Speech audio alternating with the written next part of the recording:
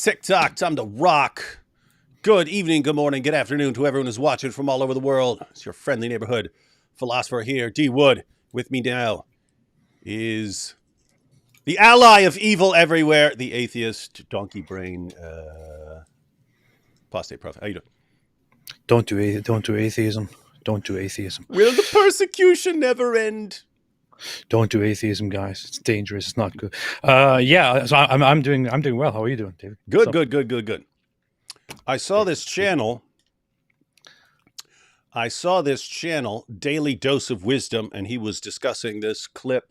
Well, this is not what we'll be watching right now, but he was discussing a clip by Michael Shermer and Stephen Meyer, where they were talking about mathematics and like the reality of numbers and stuff. Anyway, then I went and found the original discussion. The original discussion they were having is something like whether science leads to God or something like that. Anyway, you know Michael Shermer, right?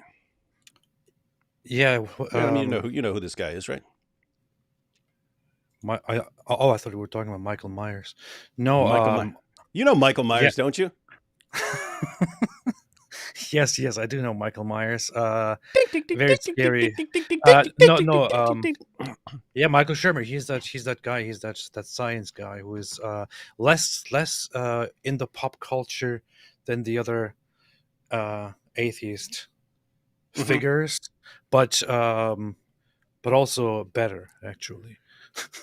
And more, deeper. Yeah, I had yeah, there's like lots of people use like a kind of I don't know, village skepticism where they're just taught, hey, anything you don't believe in, just say, where's your proof for that and stuff like that. But he's actually like deep into Bayesian reasoning and like hypothesis confirmation and things like that, and the tools that you should use to avoid coming to wrong conclusions. And I certainly wouldn't agree with his application of these tools in a lot of the situations, but there is a question of like, hey, if you want to avoid gullibly falling for complete nonsense, what are the tools that you would use in analyzing evidence and so on. And so that's, and by the way, I debated Stephen Meyer several years ago on the existence of God. It was funny because he tweeted right when the debate was starting. He tweeted out, he said, "Hey, so I'm debating this guy who's apparently a total psychopath," or something like that. But anyway, that was funny. That's fun. So that's him. And then Stephen Meyer. It's cool. I liked this clip when I went and looked at it, because these guys are really, really smart. So there's Michael Shermer, very smart. And then Stephen Meyer also, but it's like, I don't know. They're similar in certain ways, but they're also really smart in different ways. And Stephen Meyer's really just look at all this evidence and look, we're comparing all these different possibilities. And if it's this possibility, then that's a problem. And if this possibility, then that's a problem for you. And if this is a possibility, then that's a problem for you. This one, so all these support me. He's like that. And Michael Shermer's like, yeah, I don't know. Maybe there's something else. Maybe I'm missing something here. And so anyway, it's anyway, pretty cool. I like both these guys. And I like the guy who's leading the discussion, whom I was not familiar with. Brian. Guys, ever heard of Brian Callen?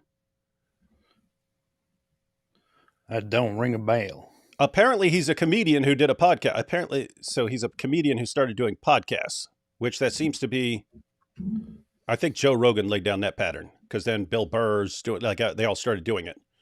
And it's good, because if you're naturally super funny, seems like you'd be good for having discussions with people that are entertaining. That don't ring no bell. By the way, since you brought up Michael Myers. Are you really going to go into that? No, yes. I just wanted to point out, because I found this out a long, long time ago. Grew up in West Virginia, hillbilly area, poor area. Yeah. It's almost heaven, but it's pretty poor there. Okay. Grew up trailer park. Go to movies and watch the movies. Fun to watch the movies. I forget how old I was, but I went to see one of the Halloween movies with my brothers.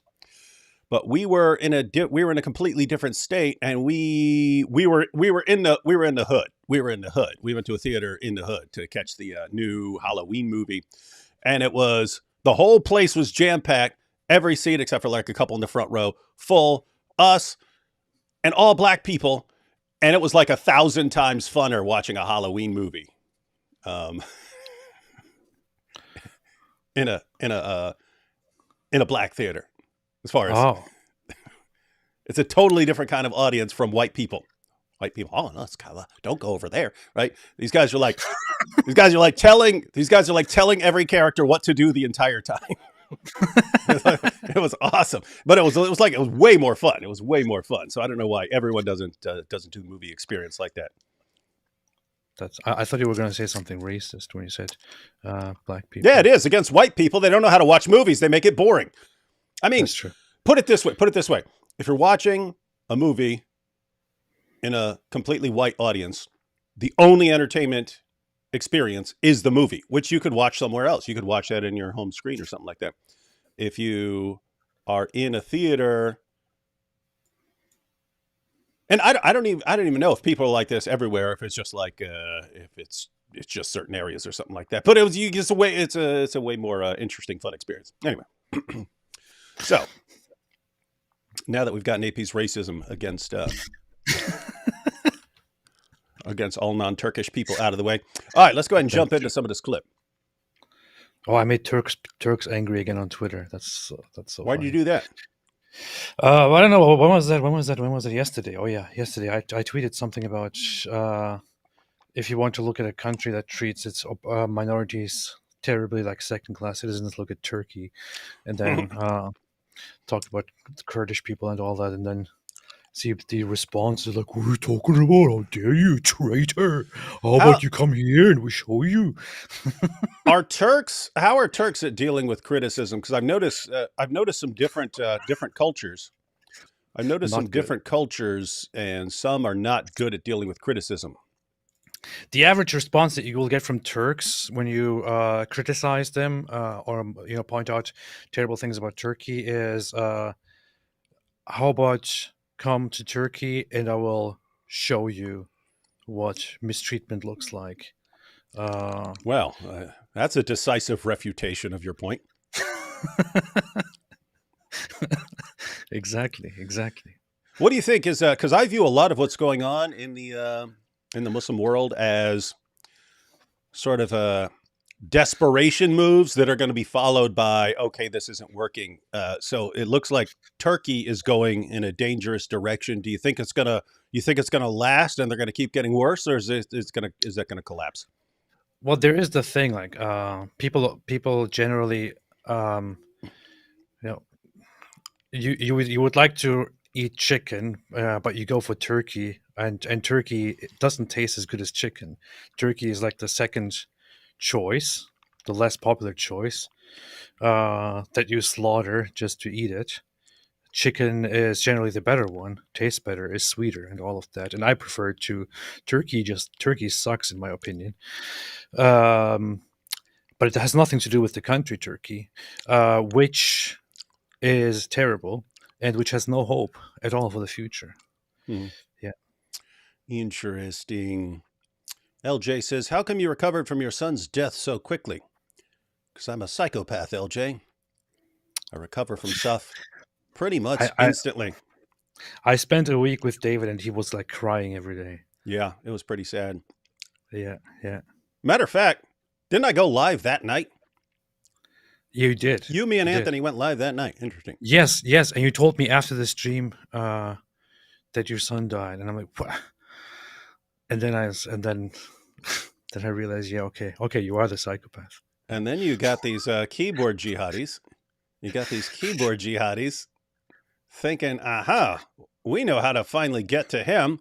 All the years of threats and insults and threatening the family members and so on. Well, just start talking about his son. That'll work. Yeah. Wait for it.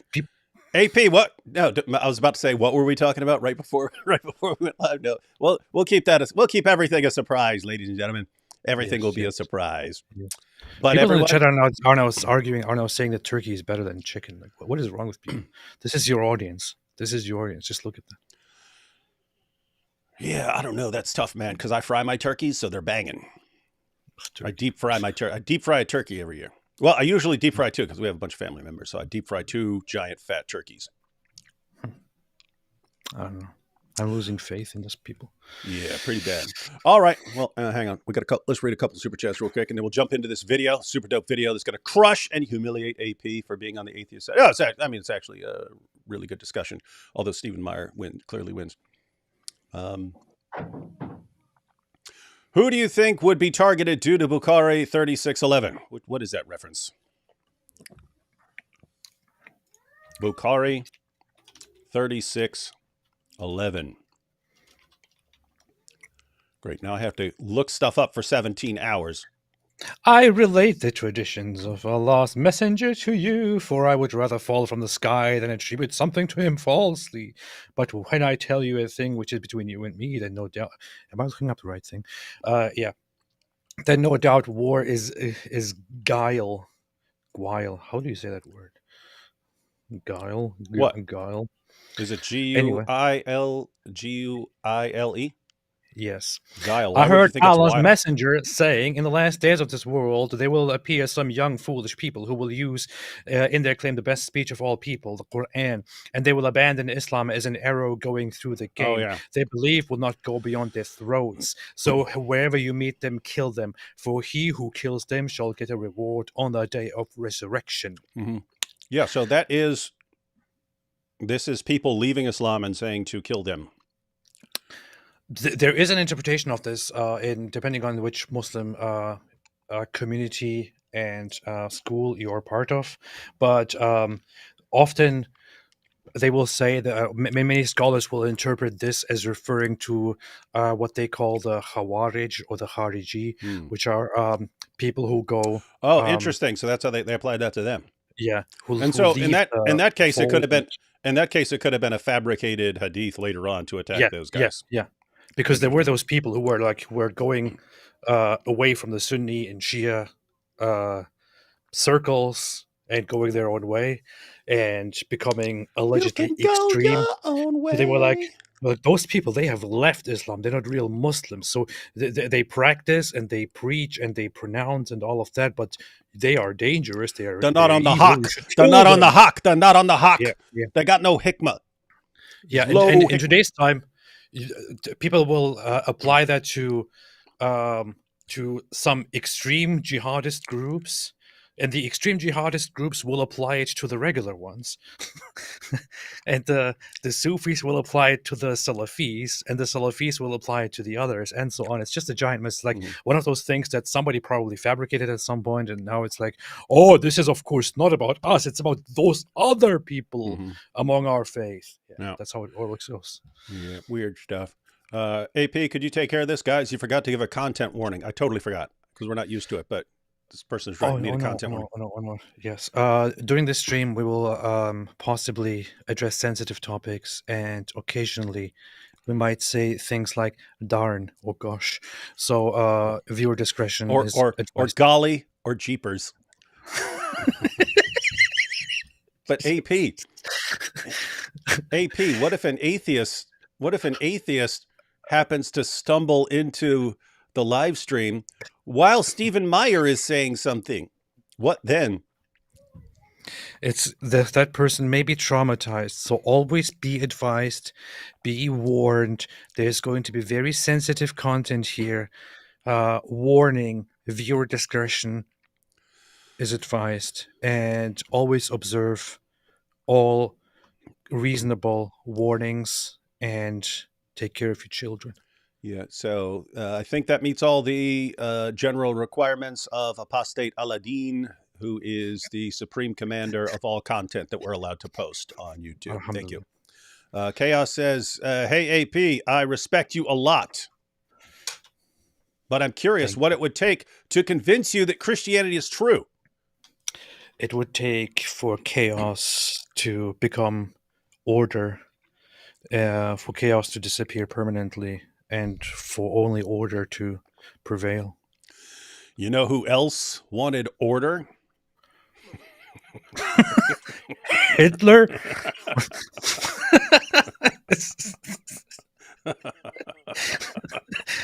Is that what you were going to say? That's what popped into my head, yeah. I knew it. Apu Pakar Al Puff Daddy says, Grand Mufti Smurf, oops, wrong reference, Quran, only bear, AP. When you were a Sufi mystic, did you believe in the sun setting in a puddle or the moon splitting? So did you believe these issues with Islam? I didn't really think about that. As a Sufi, you spend your time more on doing moronic You things. said moron. Yeah. And viewer discretion is advised, dear viewers. You don't want to be offended. Please be very careful watching this live stream. Well, no, yeah, I did. Two warnings are better than one, I always say. Yeah. Better Yes, safe, yeah. better safe than sorry, and safety is my middle name. Yes. Being a Sufi is kind of is complicated. It is more about it focuses much more about your personal effort to believe and to practice and to humble yourself, and it goes to really extreme things. And I felt very romantic about it when I was a Sufi as well. And like remember reading texts from old well-known Sufi scholars that talk about things like annihilating the self and things like that. Like that's the kind of stuff that Sufism focuses on. It has this very, very Eastern influence thinking. So it focuses more on that stuff. I don't ever remember thinking about specific hadiths like that. The issue is when I read the Quran and I encountered some of the ridiculous descriptions of the natural world, I was that was really difficult. So, and that's also one of the main reasons why I actually started leaving or questioning and eventually left Islam.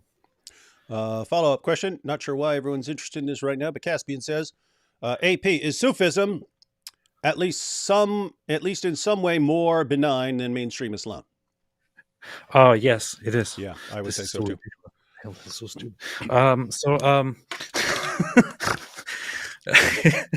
It is in a way. So as I just said, it focuses more on a different aspect of Islam, more on, not more on. Stop distracting with that, David. Always thinking about the bad stuff. It focuses more on the personal, spiritual development than on the other stuff, than on political stuff. It still does have those aspects, though. It still does. It is still Islam in the end. It still has the same scripture. It still has the same history. Still has the same end goal and all of that. And I did learn as a Sufi, for example, that it may be soon that the events of the end will come and we will fight the Jews, always the Jews. So in a Sufi environment, I did grow up thinking, "Oh, we will fight the Jews." That's never absent. So. You could say, though, that it is in a way better than the average, because the average is already terrible, and Sufism may be a little bit more benign. Yeah. All right, let's go through. So you heard it here, folks. Sufism is true. Don't be a goofy Sufi. Don't be a goofy Sufi. All right, let's jump into some of this discussion. Again, this is a comedian who's doing a podcast who has on Stephen Meyer and Michael Shermer. They had some introductions and some little chit chat at the beginning. I chopped that off. We'll jump right into once they're actually getting into a point here. I thought we were going to talk about serious stuff and like comedian. This is the perfect serious stuff. Okay. All right. So I'm going to start with I'm going to pose these questions to you, Michael, and then you can piggyback. You ever seen this guy? You're the skeptic here. We do know, it seems, that we're here. Most people are here who are engaged in the best that's been thought and said. We educate ourselves. We study science. We study philosophy. We study history. And I think we do it all because we want to get closer to the truth. because there is this idea we seem to have this inherent need to know what is actually real, what is actually true, what is the bedrock I can moor into, regardless of where the winds blow. And one of the liabilities of being an intellectual and reading all the science and all the history and all the philosophy is that you find yourself moving in a circle. You asked that question when the last time you guys spoke. Will we ever come to a consensus? My suggestion is no, not as long as we keep talking the way we do, and not. What are you laughing at with this dude? What kind of a crappy studio is that? It's like just put some chairs together and some table, and then wrote the name of the podcast on there. That's how people do it now. You just get a cool table. You get a cool table. All we need is a big room. We should have a studio like this and bring people in and sit them down and have discussions like this. We should. But some people trick out their studios. Some people are just like, okay, I need a table, need 3 mics. Yeah. 3 mics and a laptop, and then we're crappy good. Is better. It actually looks good. Stop criticizing everything. And then some sign in the background. Yeah, I think I even have a problem with it. They do not. You can see the different white balance with each camera angle. Just leaving that there. Fix that, dude. Fix that, dude, in your next podcast. Attribution of faith is the idea that there must be something that all of us sort of understand as truth. Right. So my first question to you is... Yeah, see, people wouldn't even have noticed it, except I had to say something. Oops. Sorry. I wasn't really paying attention, but this one is like really, really, really bad in comparison to the other one. Do you believe in an objective truth, in a higher truth, in the idea that we are... What is that thing that we're all looking for? Yeah. Where is that thing? Truth with a small t. That is something confirmed to such a degree it would be reasonable to offer your provisional assent. That is to say, most people think this is there's a lot of evidence. The evidence converges to this one conclusion, doesn't converge to some other conclusion. So it's reasonable for today to assume this is true, and keep an open mind just in case it could be refuted tomorrow. The Big Bang Theory, the theory of evolution, climate change is human-caused, vaccines work or masks don't work, whatever it is. But those are all measurable truths that rely on data and fact. Are you after something else? I am. Well, like what? Well, a meta truth, because I'm after the idea that there might be within those truths there might be an all-encompassing truth. So let's take. Well, you mean so that we could even approach the question that is rationality. That is. What's the justification for rationality? Is that what you're asking? That we can actually understand truth at all? I'm suggesting that if you extrapolate in one direction or the other, it seems that, for example, You get where this is going? No. Yeah, I'm having a little trouble here. So it seems like he's... So Michael Shermer's talking about there are truths and so on. And this guy's like, is there some... like ultimate truth that like all this, I guess, like all this is a part of or something like this. And it's all, and like, are we like trying to get to some ultimate truth about things? Sounds like something like that. The thing is, the first response that Michael Shermer gave to the host's question, I don't even remember what it was about, because the response was like, I heard the response, I'm like, okay, dude. Like, okay, now can you just give a normal response? I don't know. It sounded like a research paper put together into a brief sentence or something. All right, so let's see. We admire certain things and seem to our head raises and we look in. I actually like this point. Yeah, I forgot. He makes an important point here, and this is where I realize, oh, okay, this guy's actually pretty sharp here. Let me back up just a little bit to get what he's talking about, because this is cool. Direction or the other. It seems that, for example, we admire certain things and seem to our head raises and we look in the direction there as opposed to there, because we know there lies the good things we may never reach. We can't measure. What is your problem laughing at this guy? Michelle says, huh? Michelle says this sounds like weed talk. So That's funny. No, again, he's making an important point here. This is cool. Thinking of perfection. Let's just take the idea of Jesus Christ as the symbol. Forget Messiah or the man. The idea of this 33-year-old man who sacrificed his own body for a higher principle. And later in the discussion, he doesn't sound like he's a Christian. He sounds like he takes this stuff like metaphorically and stuff like that.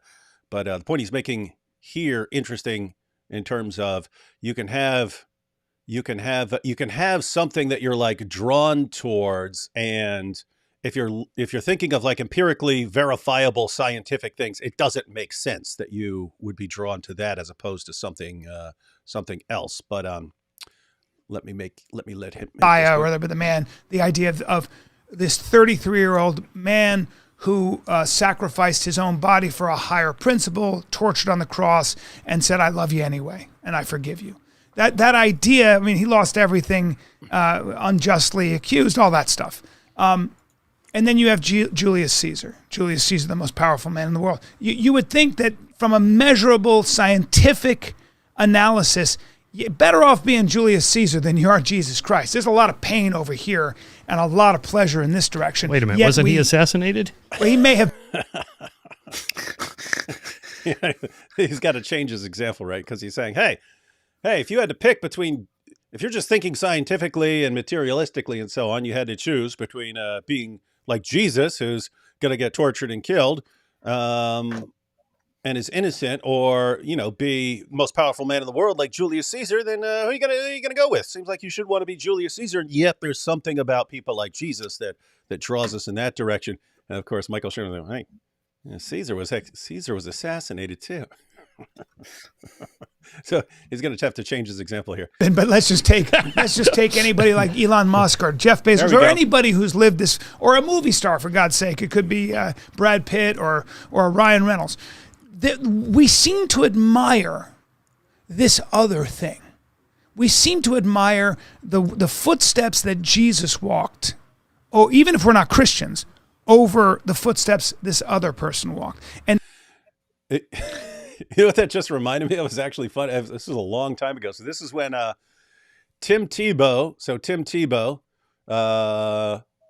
really, really awesome, nice Christian who grew up doing like missionary work with his family and stuff, homeschooled, became the most phenomenal college football player in the country, then became a professional, went to the NFL, and wasn't nearly as good. I know, guys, I know you got a bunch of Tim Tebow fans and stuff out there. His completion percentage was like 45% or something like that. That's not good for an NFL quarterback, but he just kept winning. He just kept winning and stuff when they finally put him in. And they ended up going to the playoffs. They ended up beating the Pittsburgh Steelers in the first round of the playoffs. No one expected it because they got Tim Tebow, who was not. He was great. He was great when he needed to run. He was great when it went. They call it like going schoolyard football, where you just kind of scramble around and wait for someone to come open and stuff like that, or you can take off running and stuff like that. But as far as like precision plays, he just wasn't good at it. Anyway, they beat the Pittsburgh Steelers in the first round, and then they had to go play the New England Patriots with Tom Brady, who's the GOAT, who's the greatest quarterback of all time. Anyway, I remember reading a comparison of Tom Brady and Tim Tebow. And a lot of them were funny. It's like Tom Brady runs like he's wearing space boots. Tim Tebow runs like he's wearing Acme rocket boots, right? Because Tebow's great at running and Tom Brady sucked. But one of the comparisons that this just reminded me of, they said, Tom Brady is the man that every teenage boy wants to be.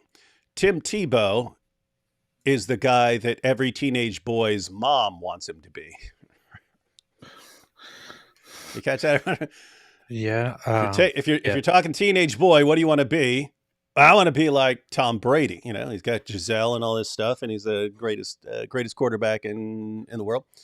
And Tim Tebow, that's what every teenage boy's mom would want him to be. I want you to be a good boy like Tim Tebow. But anyway, it kind of reminds me of this, of like, hey, if you're just looking at empirical empirical evidence or something like that, if you're just looking at this from a materialistic perspective, who you want to be like, Jesus or Elon Musk? I mean, how do you not go with Elon Musk? So the fact that lots of people are drawn towards something else, it's like there's this other component of reality that is not included in this just straightforward materialistic system. I think that's what he's getting at. That's why I thought it was interesting too. The problem with the example that you gave, David, is that nobody in the world cares about American football. So when you bring up an example from American football, you lose like the attention of everyone in the room except for some Americans, because everyone is like, Tom T-Bone, Apostate Aladdin was right about you. You cannot be trusted. The dark side of live streaming with Apostate Prophet here. Completely unprovoked attack on the greatest sport in the history of humanity. The funny thing about this Brian Callen guy is, look at that sign though. That's awesome, isn't it? yeah, I don't know how long this took for him to get to this point, but he basically like this could have been like one sentence or two sentences, and he, I don't know, like he lost me completely and lost half the room with setting up this whole question or this whole topic that he's talking about. You're saying he could have made that point much more succinctly and said, hey, if we're just thinking like materialistically, empirically, and so on, which I assume, Michael Shermer, is how you're thinking, it would make sense if you're, drawn to something to be, want to be drawn to successful figures like Elon Musk. And yet there's this other thing where we're drawn to being like even self-sacrificially, dying as an innocent person, something that draws us there. So how does that work into, like, is that just some weird fluke in our human development or something like that? Instead of doing that, this guy goes into like, and considering the metaphysical aspect of naturally desiring to observe the truth of this and this and that, and also considering that this isn't this and this and that and that, and there is of course the meta aspect, and the meta this and that, and meta this and that, and meta that and this and this and that and that and this. Anyway, Jesus or Caesar? Like,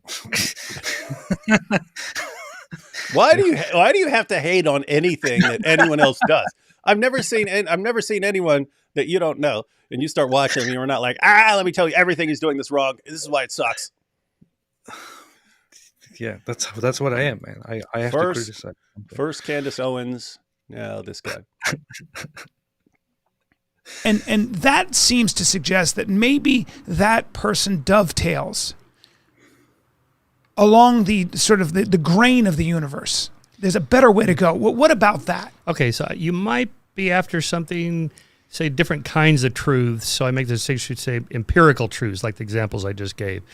Perhaps the Big Bang Theory is wrong, and there's some other better theory this could happen, and so forth. But what you're talking about is maybe something slightly different, like a political truth or a religious truth or a moral truth. What did Dr. King stand for? I'm talking about an overall truth. Yeah, because you are a metaphysical belief. Yes, because Michael, you comprehensive worldview or philosophical perspective that gives coherence to your understanding of all of reality. I think that's what we're doing here. I think that's what we are. See, that's what I like. Like this guy, like he gets like a gist of something in his head. Like, why are we kind of drawn over here? And they ask these guys about it, and like, oh, you're talking about like a comprehensive metaphysical truth that may be like beyond certain, limited things. Mm-hmm. And, yeah. Mm-hmm. So what is actually cool? Because then matter of fact, this is how lots of podcasts should be. It should be some guys who have some insights and some disorganized thinking, and you bring people on who can like clarify things for you. That's a good idea. That's a good approach. Yeah. Instead of just being a know-it-all like AP who starts pointless debates in the chat by committing blasphemy against American football. And then everyone goes off on a tangent. Well, what is this? Black Angel made a good point. Said Candace blocked AP from her OF. That's why he hates her. Yeah, that's true. That's true. True. I think that's why we are sitting down and talking, because whether we want to admit it or not, we're trying to get to a deeper understanding of the I'd say world that we live exists. And by the way, that's interesting too. So he kind of he has this separate point of, look at this. So you've got Stephen Meyer, and he believes in God, and Michael Shermer, and then me. I'm a comedian. Yet we're here and we're like trying to figure out like ultimate reality. Like what is going on? What is this that we are like seeking when we sit down for something like this? What is it we're seeking? Are we just like trying to learn some specific new thing, or are we aiming at that like, metaphysical, over all encompassing metaphysical truth or something like that? Go ahead, say something slick, AP. No, you want to. You want to insult somebody. You can't go 5 seconds. I'm just gonna let it go for now and continue listening. All right. That kind of truth, the search for truth as a truth. So what is that about? Yeah, because we have to function in the world, and we have to solve problems to survive and flourish, and that involves understanding the way the world actually is. And that's what our brains are well designed to do, and we are reasonably rational to that extent. So, but chimps don't have that, and well, they do to a certain extent, but far less than we do. They have a time horizon much shorter than our. We are really quite unusual as a primate. But so if you're asking, well, I don't know. So let's go back to these different kinds of truths. The funny thing is, earlier, Michelle in the chat basically just pointed it out in a very short and very crude way, maybe, and said this sounds like we talk. But pretty much that's basically what it boils down to. It's like this whole conversation, if you wanted to, dumb it down and use significantly fewer words, it's basically like, so what exactly are we after? Why are we trying to find out the truth, and what is actually truth, and why are we so obsessed with it, and why is it so romantic to us? And that's basically what it is. And why do I love smoking these shekels so much? Oh, well, this stuff is really good, by the way. Yeah. So, these are exactly the sort of questions that would come up while Cheech and Chong are smoking. With Snoop Dogg.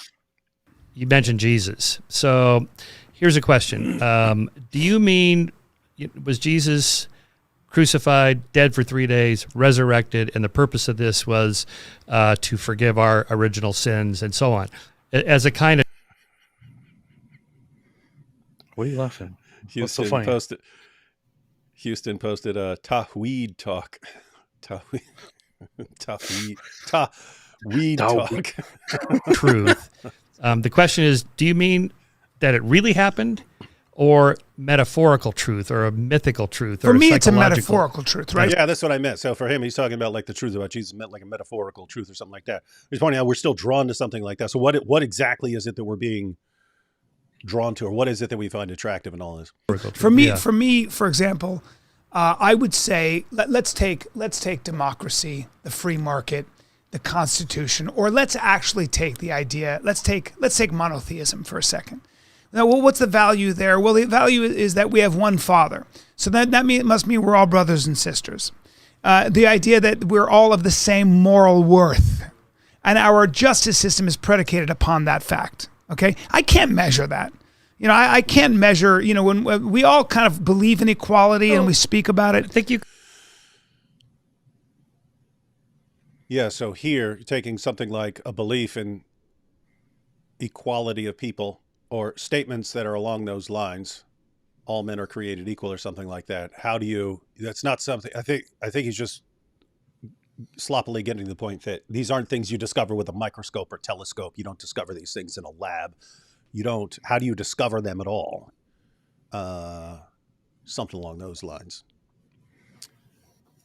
Measure it. Well, you could measure it because it seems ultimately to create more bounty than the other way of living. So you ask right? people, would you rather live in a democracy or an autocracy? Would you rather live in North Korea or South Korea?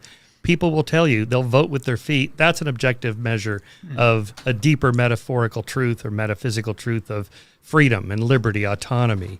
And that's the direction our civilization's been moving, haltingly, for centuries. So I argue, contrary to actually most philosophers and political scientists and so on, this is not just an accident of history, that we're marching in a kind of direction toward more freedom and autonomy and individual choice than not. To what end? To what end? Ultimately, you're in control of your body. You make decisions for yourself.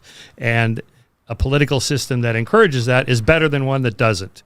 That's what I've been thinking in my entire for many years now. Isn't that kind of like a common thought? Isn't that the basic regular way of thinking? I didn't think that was very special. Yeah, Brian Collin here. How does he not call it the Brian Collin call-in show and make it a call-in show? How do you not, Brian? How do you not do that? That's obvious. The Brian Collin call-in show. Don't have guests in there with you. Have them call in. My goodness, this is like basic. It's like basic social media stuff.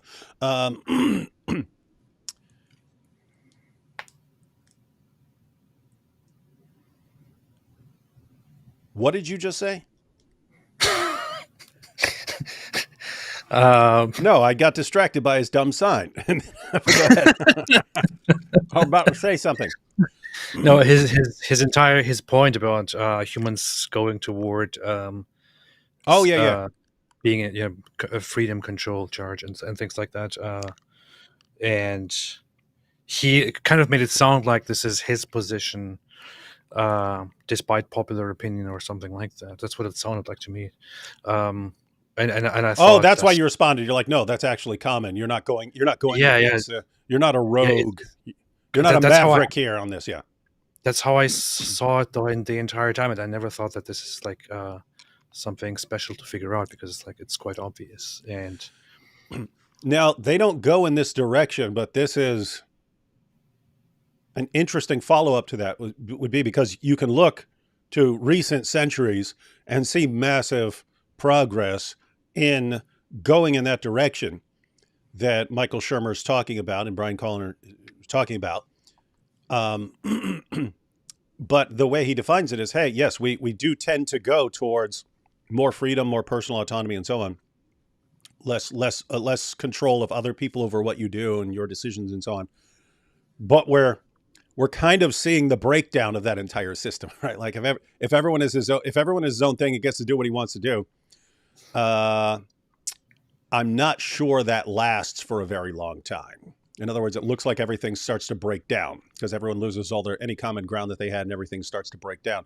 So the follow-up for me, which again they're not going into, would be, okay, once everything goes off the rails with that each man, the ideal is for all of us to just decide for ourselves what we want to do. And so once that breaks down, because everyone goes in 10 million different directions, it seems like you need something else in there too. It seems like you need something else in the mix that is that prevents everyone from going completely insane. And so what else do you need in your equation? Because I mean, I think we're at a point in history where you got to figure that out, because it looks like everything's going off the rails. It's a funny thing, right? It might look like right now that humans or civilization is going progressively with time more toward autonomy, more toward freedom, toward establishing or finding a system where you actually have access to that autonomy, where that is the standard. But you could go back to ancient civilizations like the Greek civilization, for example, like Athens, and look at them and come to the conclusion that they were significantly more free and autonomous than many of the later civilizations that came after them and basically dominated the world for a millennium or so. And what if instead of humans going toward a direction where they eventually will have this autonomy, it is just humans trying over and over again and landing, in a I don't know, things falling apart, and then you try it again. You start again from the beginning and try to go toward that, try to yearn and go toward that freedom and autonomy again, and then you fail again in the end. Everything collapses, and you start from the beginning again, and so on. It just goes on like this forever and ever. It sounds like what Nietzsche would describe in rather crazy terms about the constant cycle, Always goes back to some German hero of yours, doesn't it? Everything's always, let me tell you about order. Yes. And the man who almost got it for us. Yeah. What's wrong with you? That's why you don't want to be born in Germany, folks. Final boss of Noah. Apu Bakr Al Puff Daddy says, D Wood, could you please expound on the difference between Judeo-Christianity and Islam on science, specifically secondary causation, impact on theology? I would have to, I don't know, I'd have to think about that. I've never been thinking. Most of the stuff I discuss in Islam is evaluating Muhammad as a prophet or the Quran as the speech of God and responding to like arguments that Muslims use. So I've never really been thinking. I did investigate Islam a little bit in terms of what they think about the problem of evil type stuff back when I was working on my dissertation. But generally, I'm not going in a philosophical or scientific direction. But just so everyone knows, secondary causation, that's like God creates things, but then he gives them the ability to do things sort of on their own after he creates them and so on. But yeah, I'd have to think about that and look into it. I mean, I can think of some Quran passages would be relevant to that stuff, but I'm not sure how Muslims have been thinking about that. For some reason, I seem to be missing the. I don't know if there is an actual direction that this conversation is going so far that they're having. If there is an actual, if they're actually following a proper line, and no, they get it. Yeah, he goes into all this. So he leads into monotheism, and he's thinking like metaphorically. He's just basically like, this is some stuff I'm wondering here. Like, why are we drawn to this? What is, how does, it's like kind of a different kind of observation, right? Like it's an observation about ourselves. You have information that you gather from the world and you come to conclusions and stuff. And you're like, but here there's something about us that makes us drawn to these certain things, or there are certain like presuppositions in society that we can't defend empirically, and yet they're required for us to believe in them. And so seems like he's saying, hey, you're a skeptic, you're a theist. How are you, how do you account for these kinds of things? But then they get into some of their scientific stuff, because at the end of the day, you've got a skeptic here with a PhD in the history of science, and you've got a theist here who, and it's interesting, they share a lot of methodology in common. They both take a Bayesian approach to things. And anyway, but I know you got to complain. I know you got to complain about anything. What a waste of time so far. Yes, we could be watching Piers Morgan talk about the Jews. Yeah, of course. We could be watching, I don't know, Norman Finkelstein and Destiny. David, the video essay on your son equals deeply moving. Yes, I agree. Varun. D. Wood, happy Ramadan. Where is the pizza, though? I ate Mr. Morelli. I still keep getting these challenges. David, why don't you try Ramadan fasting? I did a quick post where I said my life is basically like Ramadan fasting, because I go to sleep at like 8 a.m. and then I sleep and then I wake up and it's almost evening. So it's like my life is basically Ramadan fasting. They're still like, no, but you don't get any water. Okay, so I don't eat. If I don't drink water while I'm sleeping, then I'm Ramadan fasting, right? I'm thinking about just doing it. I'm thinking about just making a video. All right, guys, here's me going to sleep, and I'm going to keep the camera on me the entire time and play it back fast speed. So I'm not sneaking any food. Oh my goodness, what is this? What is it? AP, turkey is a new hybrid. It's great for Thanksgiving and picnics too. Is that a real thing? Did someone combine those animals? I know they've done it. They've combined like lions and tigers, and they call it a liger and stuff like that. That's funny. Turkey. No chicken of a breed without feathers on its neck. Huh. That's a thing. Is it? That's weird. That's funny. This reminds me of the conflict in Turkey, by the way, the country Turkey. So there has always been this long conflict between Turkey and the Kurdish population, and the Kurdish separatists who want to have autonomy for themselves and establish Kurdistan, which it actually did exist in history, and want to make it autonomous or independent from Turkey. Mm-hmm. And they have been fighting about this for a long, long time now. So I thought, how about you just, I make a proposal to resolve this conflict once and for all, just don't call it Turkey, don't call it Kurdistan. Just make one country that is neither, that is not about your identity nor about that identity, or maybe it's a mix of both. Instead of Turkey and Kurdistan, just called Turdistan, and then you will have a perfect country. Problem solved. Anyway, just a thought. Here you have it, UN. This is how to make peace. This is how you do it. Hey, but could we do the same thing with Israel and Gaza? That's the question. Well, we'll have to think about it. Yeah.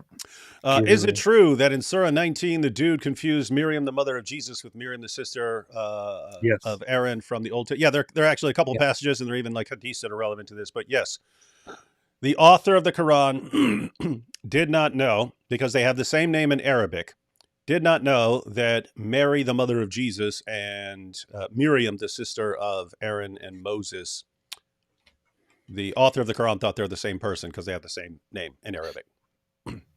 I made a video about this, which I think is the best video that you can find on YouTube, which is called "One Mistake Destroys Islam." Yeah. Go ahead and toss that in the chat if you get a chance, and then someone can check it No. out later. No. All right, so Vlad Nader, go ahead and check that out. You heard the title. You could check that out on AP's channel. He's going to go through it. I made a video about that as well, which is far superior to AP's video. Muslims have said to me, Western men don't get jealous for their wives and allow other men to dance with them because they eat pork, because that's how pigs behave. You are what you eat. Don't deny the science. That's Zakir Naik. That's literally a quote from Zakir Naik. You eat pig, you behave like pig. You eat pig, you eat pig, you behave like pig. Oh yeah. He also said, and there's a scientific thing. Oh yeah, that was from that video. That's true. There's a scientific thing. We need to just go through that. We need to go through that clip. We need to go through that clip in a live stream and actually watch it. He goes like, "There's a scientific thing." Like he tries to think about it. There's a scientific thing. You eat pig, you behave like pig. I'm like, wait a minute. How did I miss that one in biology? Yeah, it turns out that if you eat pig, then you'll start behaving like pig. And if you eat a chicken, you're going to start acting like a chicken. And if you eat some lettuce, you're going to start behaving like lettuce, in which case you're going to follow Zakir Naik. Let us do some improvisational comedy. Golly gee jeepers, that was a good content warning. Yes, that was. We do need that. Opinions on Bart Ehrman, Matt Dillahunty, and Myth Vision. Quit trying to get us to go on 50,000 topics, every single thing. Bart Ehrman, disagree. Like the guy. Have some disagreements. Think he's got some philosophical issues. Matt Dillahunty. Matt's in some trouble. Probably, as far as just raw debate skill, probably the best, my view, atheist debater that there is, but he's way too sensitive about being criticized on certain things, even though he would be happy to criticize other positions and so on. Does not deal well with criticism, and he's in trouble now because now people have caught on to that and they know they can just derail him. Myth Vision, we did a show back in the day, like a couple of years ago or something, like Myth Vision. Seems like a nice guy. Yeah. He's a nice guy. He's a friend. Yeah, doesn't seem like a jerk. You got some guys who seem like jerks, and he seems like a nice guy. He's a great person, a very, very nice guy. And I do chat with him occasionally and talk with him on the phone. He's a very nice guy. So he is a friend, actually. Yes. All right. 2-Bit says, well, golly gee whiz. That's some pretty strong language there, 2-Bits. Pretty little strong. We might have to have another content warning for that harsh language. Should have put this on age restricted. Yeah, age. We might need to age restrict this from golly. Matt Schneider said, atheism is so senseless and odious to mankind that it never had many professors. That's true. You know, it's funny, like Isaac Newton used the word professors as in someone who professes something. And he's saying, hey, have you noticed there's not a lot of people who profess atheism, but whenever I would post that quote, I'd get these atheists going, what are you talking about? I have a professor who's an atheist. I was like, dude, he's not talking about your college. He's not talking about your atheist professors at school, guys. Yeah. D. Wood, interesting guest pastor, Reverend Hicham Kacha with Salam Christian Fellowship. He is from Libya and he was in the Muslim Brotherhood. It was great. That's cool. I'm trying to think what he's like. Is there a link to that or something like that? Anyway. Hisham Shahab. I'm just seeing that Jake Shields is fighting with Destiny on Twitter. When you said fighting, I thought you meant like MMA fight. I was like, oh, this is gonna be messed up, man. That would be very messed up. That's gonna be like that dude beating up Sneeko. No, Jake Shields asked like, "Who is this Destiny weirdo? Where did he come from?" And then Destiny just made a quote tweet and said, "You are an actual clown." And then posted a picture where he says, "For years we were taught 4 million Jews were killed in Auschwitz and 6 million were killed in the Holocaust." A complete misrepresentation of the history. And then Jake starts insulting him and says, "You have a stripper name." That's true. That's true. When I saw, because I had no clue who Destiny was till I went to the first debate con, and Destiny was on there, and I just thought this was like some stripper or something like that. So it wasn't just that I thought he was a woman; it's that I actually thought something like stripper. You know? Yeah. But yeah. The thing is, the guy is actually intelligent. Like, agree with his views and his worldviews or not. He's very, very intelligent. An awesome, phenomenal communicator. Very quick thing. Oh, yeah. Yeah. Jake Shields? No. No. Destiny is very intelligent. Destiny. Yeah. Smart. Very quick. That would not be a conversation that Jake Shields wants to get into because he's gonna get demolished. Jake Shields just sounds like he had way too many punches to his head and he lost the ability to think and speak properly, so that wouldn't end very well for him. It's very strange that these guys are having a discussion. Capturing here we go, capturing Kafirs. There's you. There's a picture of you there. Turkey is the greatest country in Anatolia. How dare you disrespect it? Before the Turks, the place was filled with Greeks. Blah. Which is worse, Islam or souvlaki? I think the answer is obvious. Yeah, that's true. I love souvlaki, man. That's true. Turkey. It's Turkey. Turkey. Turkey. Yeah. Turkey. Solitary Emmy says, for the invisible things of him from the creation of the world are clearly seen, being understood by the things that are made, even his eternal power and Godhead, so that they are without excuse. This is directed towards all atheists. The invisible things of God from the creation of the world are clearly seen, so that you guys have no excuse. Okay. Bukhari 6, Momo got a golden shower from a man. There's some weird, creepy stuff going on with that dude. Well, that's going to be... Bukhari 6002. The Prophet took a child in his lap for tahniq. He chewed a date in his mouth and the child urinated on him, so he asked for water and poured it over the place of the urine. Urinating upon one another. That's what they do. That's what they do. Yeah. D. Wood, can a Christian believe in evolution? Of course. Evolution. Whatever your position is, you're going to have to see how you reconcile it with other things in Christianity. But yeah, obviously you can believe in evolution. I mean, even a young Earth creationist would say, okay, I believe that someone can be wrong about evolution and still believe that Jesus is Lord. In other words, that it's not on the list of core beliefs. I doubt either of you have seen this, but my number one expose video of Andrew Trafficker Tate is AP. You did great, but Mike Winger did one 34-20. Hey, we should do that. What? Mike Winger did a video about Andrew Tate. We have to go through that, dude, because then I could be making fun of Mike Winger the entire time, and you could be making fun of Andrew Tate the entire time. It's like win-win. Mike Winger made something about Andrew Tate. Huh. 34 minutes. We can even get through that one. Yeah, we're gonna have to do that, man. We got the nerdiest guy on the planet talking about the top G because he's jealous.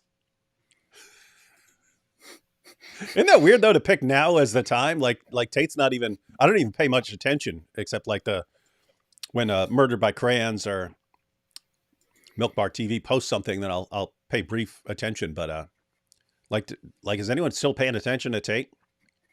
I remember we were live streaming about him all the time, and then I don't know. I kind of forgot about him. Yeah. Let's see. Yeah, so if I had to guess, like he had his heyday where he's the most searched man on Google or something like that, and now I'm guessing he's pretty far down that list and not working out for him. Oh, so Mike Winger had a 10 questions with Mike Winger, and the first question is where do the questions come from though? Are they from his fans? Like the Wingalings?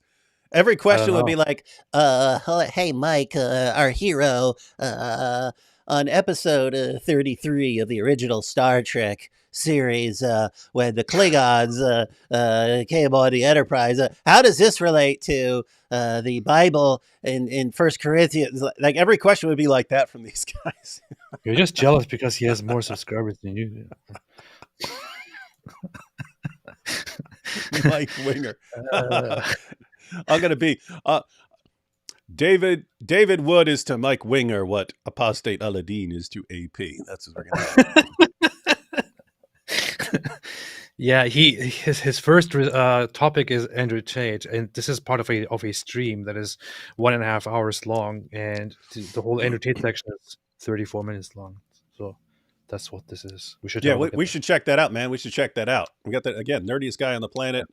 Vert taking on a sex trafficker. That's got to be some YouTube gold right there. Yep. It's just a little late. The Tate thing should have been like last year. It is it is coming up again because there is a lot of stuff going on. He was recently Andrew Tate and Tristan Tate were detained a few days ago. Oh yeah, I saw that. And it was over Aiden. It was over dumb Aiden blurting out, "Hey, I got a message from Andrew Tate. So yeah, they're going to sneak out of the country." Saying this like in a live stream. Yeah, I just got a message from Andrew Tate, and they're going to sneak out of the country. And then people tipped off the British, the UK government, and said, "Hey, Aiden Ross just blurted out that Tate's planning to leave. So if you guys want to do something, you need to do it now." And they said, "Yeah, arrest the guy." Imagine these are the guys who are streaming, who are popular, and to hang out with Andrew Tate, who brags about being so tough and so great and so intelligent, and you have like the dumbest person in the world is a streamer and entertainer who on live stream reads out a message from Andrew Tate saying, "Yeah, he's gonna escape and he's gonna leave Romania and never come back," and of course, the authorities are like, "Uh-oh, what was that?" So they detain Andrew Tate and Tristan Tate, and the UK issued a thing. What's it called? An extradition request order. to Romania, and Romania said Romania approved it and said they will extradite Andrew Tate and Tristan Tate to the UK as soon as all of their trial proceedings in Romania are done. So they will do whatever they do to the Tates in Romania, and then they will ship them to the UK so that the UK can also handle them. And what's amazing is these guys are still just jumping on people's shows and podcasts, and the case file is completely empty, and all the witnesses are on my side. This is all just a myth. And the only thing I'm even accused of is helping some girls become popular on TikTok and then stealing pennies from them. That's all. That's what all this is about. Clear, and then people, "Whoa, you're right. This does sound like a Matrix attack. It is. That's ridiculous that they would go after you like that." And it's like, my goodness, people, what's he doing? Again, this guy has to actually go on trial, where all of this stuff where all the stuff that he's done and he's actually accused of, and all the actual evidence, and all the witnesses, and all the texts, and the countless videos where he has admitted to everything he's done, and then it's going to be, why did you say that what you're actually accused of is just taking TikTok pennies from after being nice to a girl? Why'd you say that? In other words, this guy has to go on the stand, and on the stand they can challenge his credibility as a witness by exposing him for lie after lie after lie after lie after lie. And then it's look at all this stuff you said you were doing to deceive these women. Look at all the stuff you said here that you did to deceive men and take advantage of them and take all their money. And then you, for the entire time leading up to your trial, you're lying about absolutely everything that you're accused of and what the actual case is. You're lying about everything. Why should we believe you right now, Andrew Tate? And that man's going to look all kinds of stupid. Yeah. So in the UK, there are now 10 rape cases against them, for which the UK wants them to be sent over. The Matrix. And in Romania, they of course have the rape investigations and the human trafficking investigations ongoing, and the human trafficking is just guaranteed to be a big trouble. Which is why, by the way, Andrew Tate recently said. He always talks about, oh, they're going to do this to me. The Matrix is doing this and that to me. So he said that the Matrix is going to put him in prison probably for a long time, and they will try to silence him and and he was saying just a year ago, he was saying, nothing's going to happen. I will walk in there and nothing is going to come out of this case, and I will be freed. And in the end, they will look very, very stupid. And now he changed his message. Now he's saying they will put me away for a while, for a long time, because I speak the truth. No, it's because you're a human trafficker. And just imagine how dumb the fans are. That you can, hey, look, here's 10 women accusing him of rape or human trafficking or this or that. But where's the proof? Where's the proof? Whereas Andrew Tate goes, this was a Matrix attack, and they take it as indisputable proof.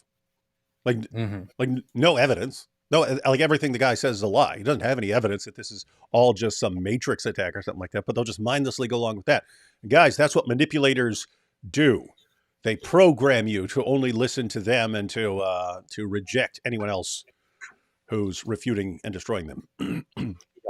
Yeah. Please impression Jordan Peterson and Alex Jones. What's your response, AP? How about no? Oh, we got to do it, or all the frogs are going to turn gay. There you go. Well, that's a difficult matter. Yeah, that's yeah, whatever. Fun fact: the name Quran sounds like the Hungarian word Koran, which in translation means early. Lols. Hey, if that's true, then any Hungarian writing from, if you can get something, wherever that goes back to, any book or something like that use the word, they'll like, oh, you see, this is a reference to the Quran. It's a prophecy. All right. Back to Brian Collin, whom AP hates and despises for some reason. Wait, we're still talking about this? I thought we were done with it. No, quit being a loser. I want to actually let Stephen Meyer and Michael Shermer make some interesting points instead of the Brian Collin talk for 3 hours in this interview, in his own interview show. I know it's better because agreed to this because I thought we were going to talk about Michael Myers, and here we are talking about Michael Shermer. Pretty dope. they asked the people what they'd prefer. That's funny. That was actually a Captain Kirk mask.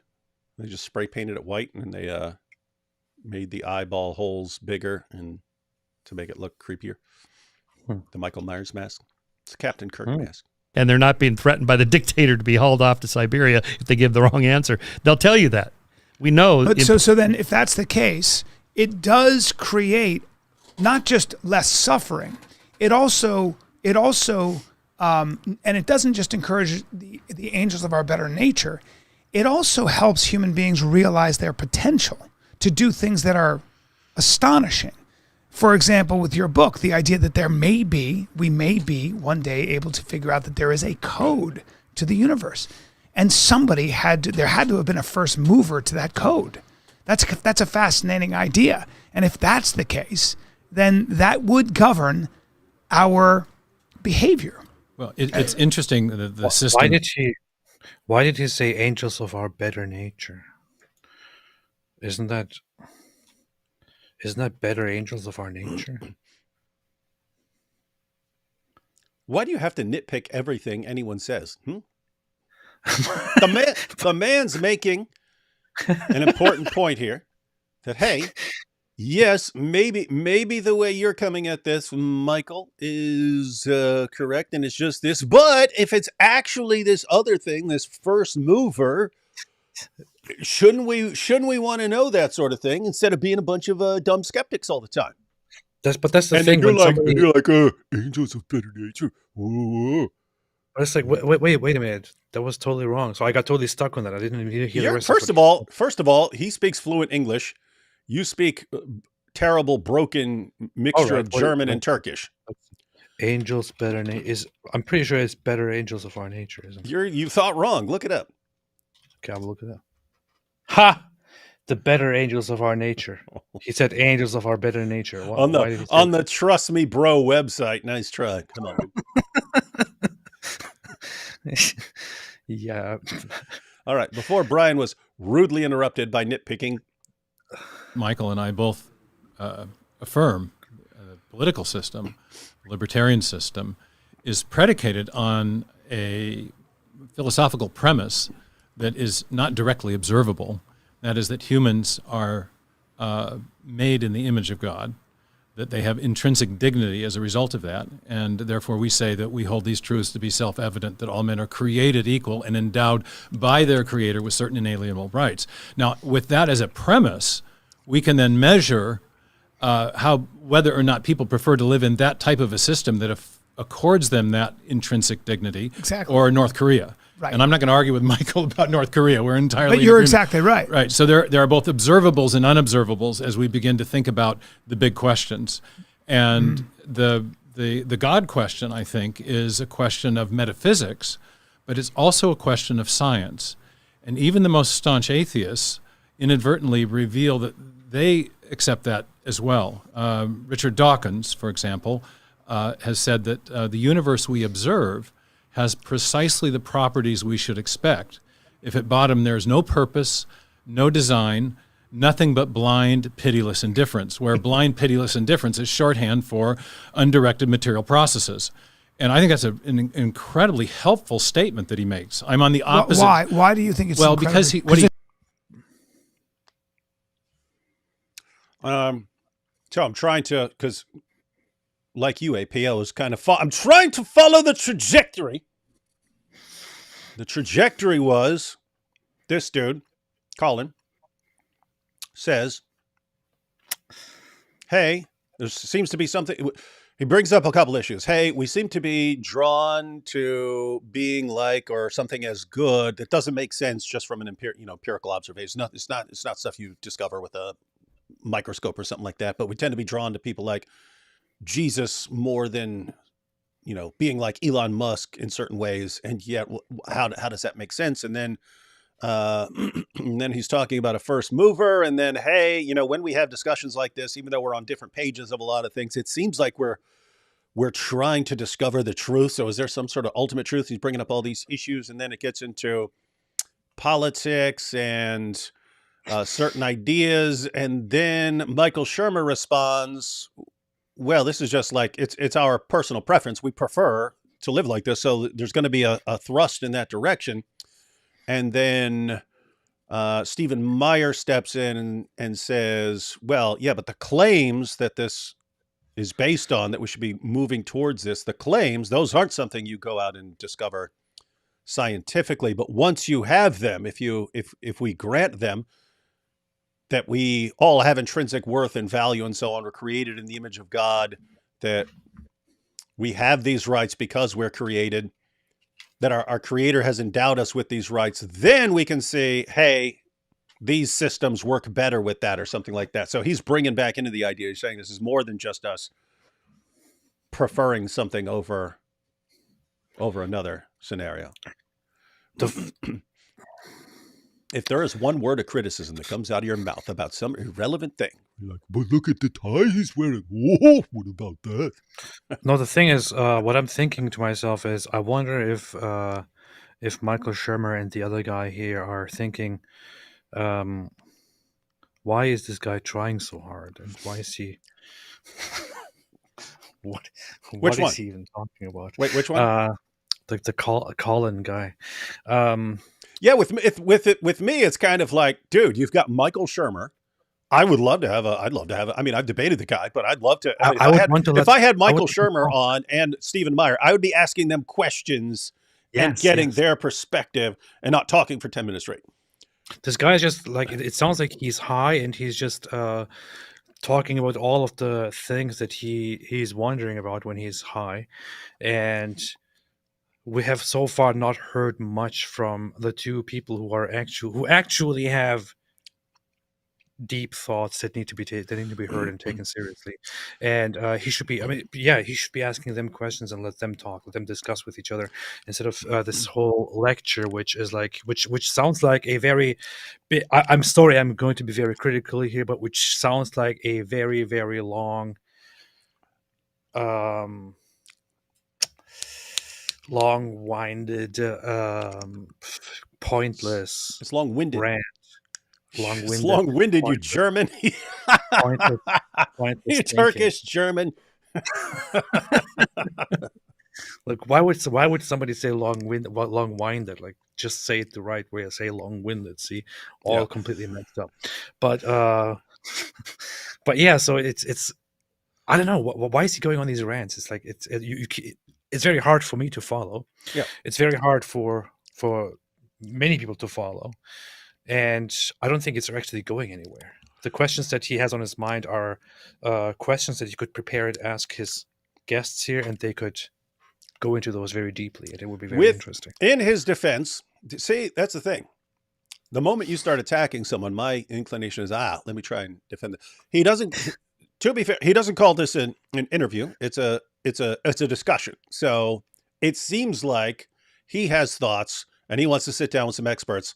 Go ahead and share his perspective on things, and then get some additional information and clarification from the guys he's interviewing. So just it's not a Q&A. It's hey guys, here's some things I'm wrestling with. Let me go ahead and break it all down for you, and then you can give me your insights on this. So I think that's where he's going. By the time you don't have to hate him for that, dude. You don't have to hate him for that. That's what I'm saying. The show will be over by the time he's done breaking it down. I think these guys are about to jump into some stuff. Let's go ahead and see. Okay.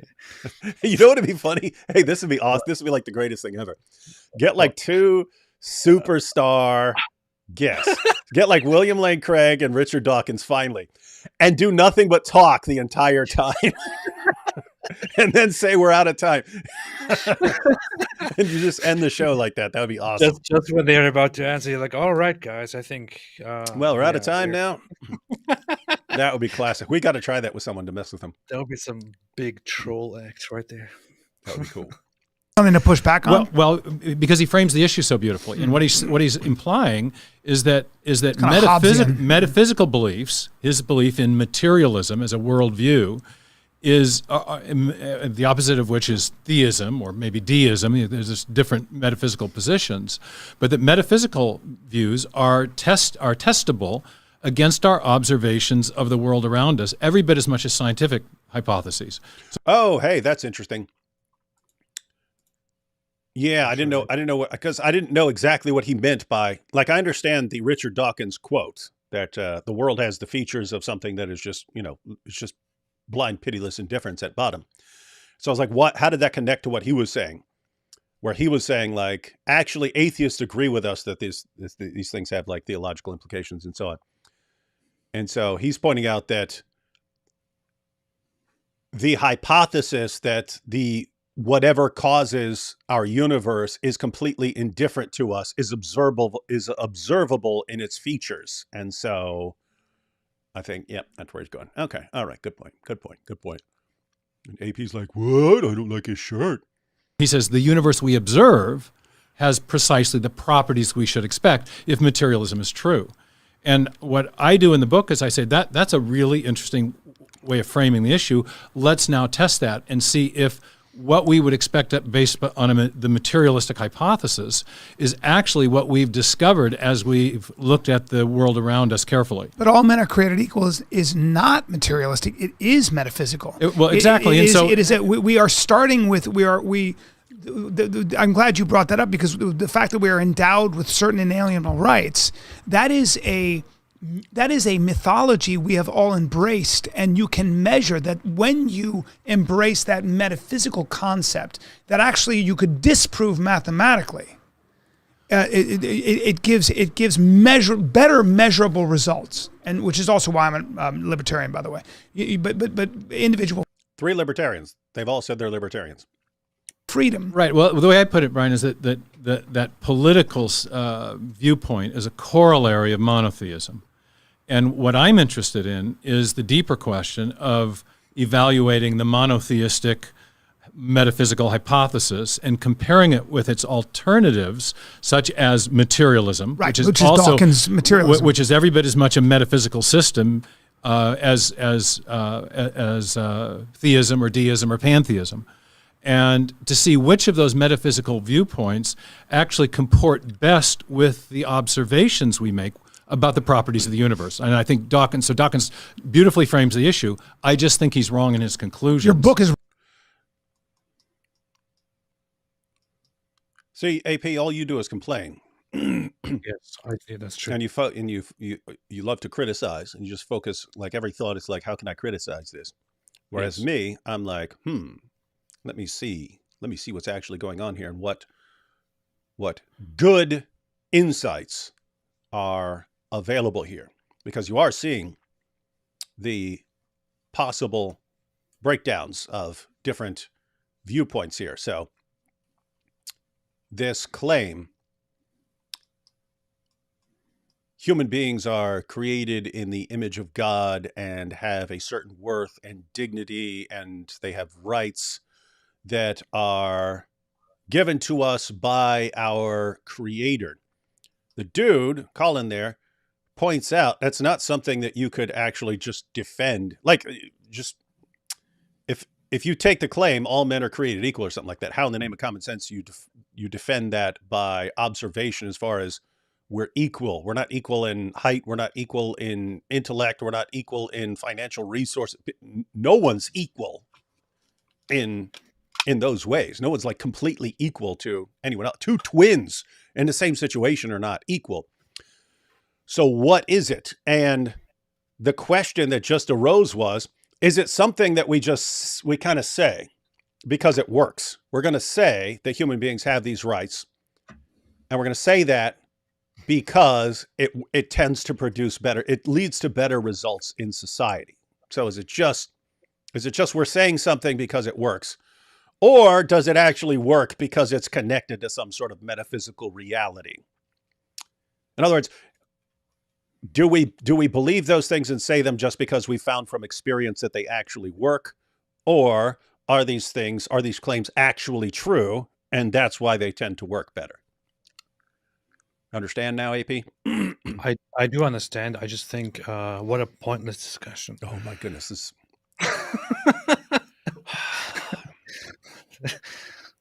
Wow, very rebuttal very- to that. And I think there have been major discoveries in science that are precisely what you wouldn't expect from the scientific materialist or scientific atheist point of view. There you go. Number one, the universe This is why you didn't want to get here. at the beginning. Number two, the universe has been fine-tuned from the beginning to allow for the possibility of life against all odds. And thirdly, that when we look inside the inner recesses of the cell, we find digital information, nanotechnology, complex circuitry, the kinds of things that do not arise from undirected material processes, but instead, based on our uniform and repeated experience, which is the basis of all scientific reasoning, only arise from the activity of an intelligent agent. And Dawkins himself has made statements that reveal his surprise at the discoveries that are being made. 2 summers ago, he tweeted about a new animation of the DNA replication system that had been done by an Australian group. And it's too hard to describe in an audio interview. Guys, someone remember me to check out this animation. So he's saying there's an animation of some cool stuff that's going on in the cell that surprised Richard Dawkins with how sophisticated it is, apparently. But so he outlined 3 points there. That the universe has a beginning, so what caused the universe? That the universe is finely tuned for the possible origin of life, and then you actually get life. and it's packed with some interesting features. And he's just taking this as, here's the evidence. Which does this fit better with? And so he's saying, I come to a different conclusion from AP's hero, Richard Dawkins. But I've got animations of this type of stuff on my website.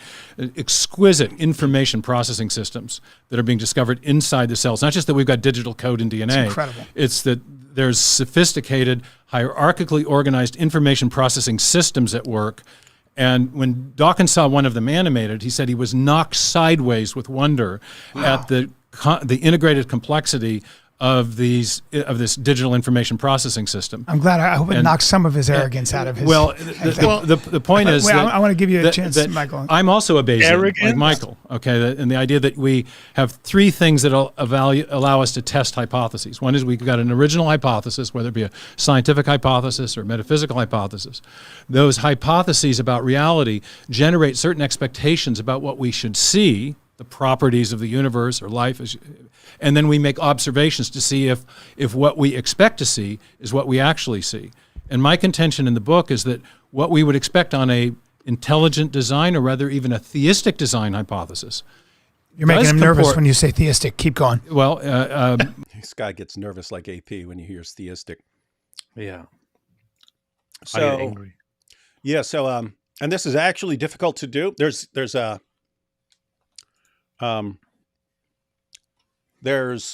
problem with information that's already in, right? Like information that's already kind of settled. And what I mean is theists and non-theists, we're all familiar with the evidence that's around us. So we all kind of accept it, right? We all kind of accept it like as if this obviously has to fit well with whatever we believe, because this information that we have is all known information.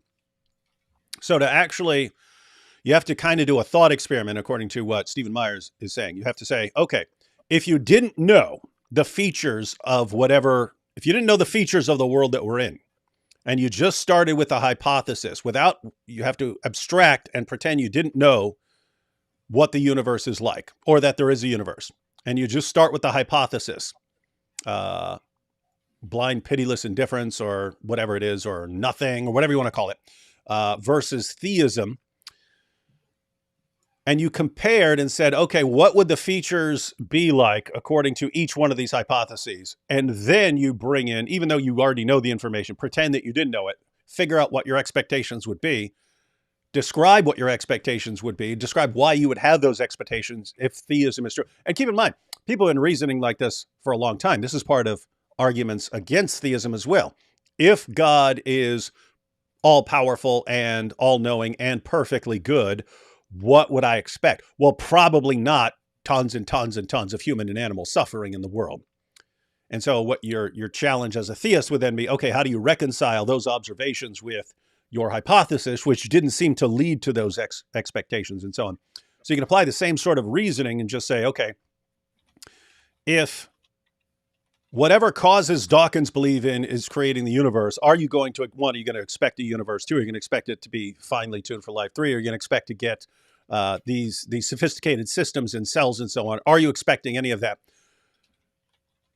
If you have God involved, God could create in a ton of different ways. So he could create all kinds of different features and all kinds of different organisms and so on. But the question is, which hypothesis would those particular observations that he's talking about, which hypothesis would work better with those details? And he's saying Dawkins comes to one conclusion, and I say theism. Understand, AP? I have to break things down for AP because he focuses on all the wrong things. Absolutely. Okay, you got all that? Now, is everyone on the same page here? Everyone's a theist. Yeah. Okay. Monotheistic, whatever. That what we see in the universe relating to big questions about the origin of the universe, the origin of life, the origin of the physical structure of the universe. What we've discovered about those big events in biological and cosmological origins comport beautifully with theistic expectations, and they contradict the expectations of the scientific materialists. And oh, that was a burn, but he's too nice to say, oh, you got served. That's the reason that scientific materialism and scientific atheism is getting so weird. That's why we've got multiverses and all that. Multiverses, alien designer hypotheses, simulation hypotheses, the universe from nothing idea that's been conjoined with quantum cosmology and Lawrence Krauss. This is where I'm also a skeptic, but I'm a skeptic about the magical thinking that materialism now entails. And so he's saying it's materialism that entails magical thinking in order to explain all this stuff. AP believes in magic without a magician. I would personally find that ridiculous, but I would also not like to argue against this guy. This guy seems smart, doesn't he? Yeah. Like he seems, I've said before, there are people and you get smarter and smarter and smarter. And then there's like a line where if you get any smarter, then you start getting weird. And the smarter you get, then weirder, because like all your brain power is going to one area and you don't function well in certain other areas. He seems like he's right on the line as far as like, if he were just slightly smart, it seems like he's just getting into like the could be weird area. Yeah, I didn't want to say it, but yeah. Yes. Seems pretty sharp, though. I think Michael and I have a lot of commonality in epistemology. Does that speak to you, Michael? But difference in judgment about where the rub is. Does that sway you a little bit, Michael? Does that get you to kind of like does that knock you off your? You're a healthy skeptic here, but that argument seems so on the frame. Compelling. First of all, the blind, pitiless indifference. Planets and stars and galaxies and space-time don't care about me. They don't even know I exist, and who would think otherwise? I think the pushback against that quote from Richard is that there must be a mind out there behind the stars and planets and galaxies and space-time and so on that would care about us, something like that. It's kind of I don't think he used the word care, though. I don't know that you said. Well, those were here, created us, or some such thing, right? Well, I'm just talking about the evidence for intelligent activity that you find in something like digital code or nanotechnology, or the fine-tuning of the laws and constants of physics and the initial conditions of the universe. Yeah, let's stick with that idea. Which have moved many physicists from the materialist view to the theistic view. The idea that there is some kind of a mind, a designer. What do you think of that, there's Michael? These different hypotheses, the multiverse, different versions of string theory, and so on. These are not just willy-nilly throwing them out there because we don't want to believe in God. That isn't the case at all. I just was at a conference in Wales yesterday, just returned. So the criticism, he seemed to interpret what Stephen Meyer was saying as claiming that physicists and so on are coming up with these theories to explain things in order to avoid theism. So in other words, I can't believe in theism, and so I have to explain these things, and I can't explain them, so I have to come up with stranger and stranger theories. And I think Shermer's going to point out that it's not just trying to avoid, you're not just trying to avoid God. There are other reasons that you come to these conclusions. And I think they're kind of both, I think they're both right in the sense that, the atheist doesn't have to sit there and say, I need to come up with a way to avoid God in this situation. It's just, I'm a materialist. Those are the kinds of explanations I'm going to look for. And it seems like what Stephen Meyer's pointing out is these alternatives are becoming increasingly absurd for a reason, namely because you're avoiding theism and you refuse to accept it. That's the thing, that claim can go both ways. It can go, you can say that that you are trying to get to different conclusions because you want to reaffirm your belief in God, or you can also make the claim against the materialist perspective and materialist point of view. It might be just in both cases a complete mischaracterization of why people are motivated to get to those conclusions that they get to. And so why are you motivated to hate everyone? Because I love hate. Love the way you hate. In which Roger Penrose was there, Brian Greene. They were debating string theory, the Big Bang, the origin of the universe. How do you explain it? There is not agreement that there was a beginning called the Big Bang. Roger Penrose was there promoting his own cyclical theory of the universe, right? So there is no a beginning; it just cycles through. And so you don't believe in the primary movement? But my point is that's this: that's not actually accurate. Your boy Michael Shermer's getting burned up here, and this is what I mean. Like when it comes to like tools of skepticism, Shermer's really good. When it comes to like actual knowledge of science, your boy's about to get burned up here. So, just to recap, Shermer just pointed out that wait a minute, these things that you're taking for granted, like beginning of the universe at the Big Bang. No, even these things are still debated. And you got Penrose; he's arguing for kind of a cyclical model. And so they are still debating these things. This isn't settled. And it looks like your boy here, AP, Stephen Meyer's about to burn him up. Is empirical evidence of a beginning. What Penrose does is postulate an infinite cycle of beginnings for which he has no evidence and has to posit something called a phantom field, which other physicists have rejected on the grounds that the phantom field has attributes that no other physical field ever postulated in physics has, namely mind-like characteristics. It can reduce entropy at just the right time, in just the right way, to allegedly produce another cycle of expansion. But there's no evidence for an infinite cycle of beginnings. That's a pure theoretical postulation. Well, but there's a lot of that's derived from the mathematics, apparently, which I don't study. You're messing with someone who does study it there, Michael Shermer. Be careful. That is not just a hand-waving move on the part of scientists because they don't want to believe in God. A lot of scientists do believe in God. It's just they're not using that science as a justification of that. So, yeah, Michael, I'm not saying that any of these alternative models are motivated necessarily by atheism or materialism, although some scientists have been very clear that that is their motivation. I'm just saying that when they're invoked as explanations, they fail. Cool. The multiverse has the problem that it's based on two speculative cosmological models, string theory and inflationary cosmology, both of which require prior unexplained fine-tuning to make them plausible. So even if you go with a multiverse, you're back to ultimate fine-tuning. Well, we're back to this circle. We're back to... Does any scientist out there actually think or say, I reject the notion that there is a creation or a creator, and I testify that I agree only with materialism, and I am here to prove that I'm right about this. Where have you been, AP? That's what every dumb atheist, donkey-brained scientist on the planet says. No, is any scientist actually making the claim that they're pursuing that specifically? Like, because I'm not. You would say you would go for Richard Dawkins as the one who is insisting that atheism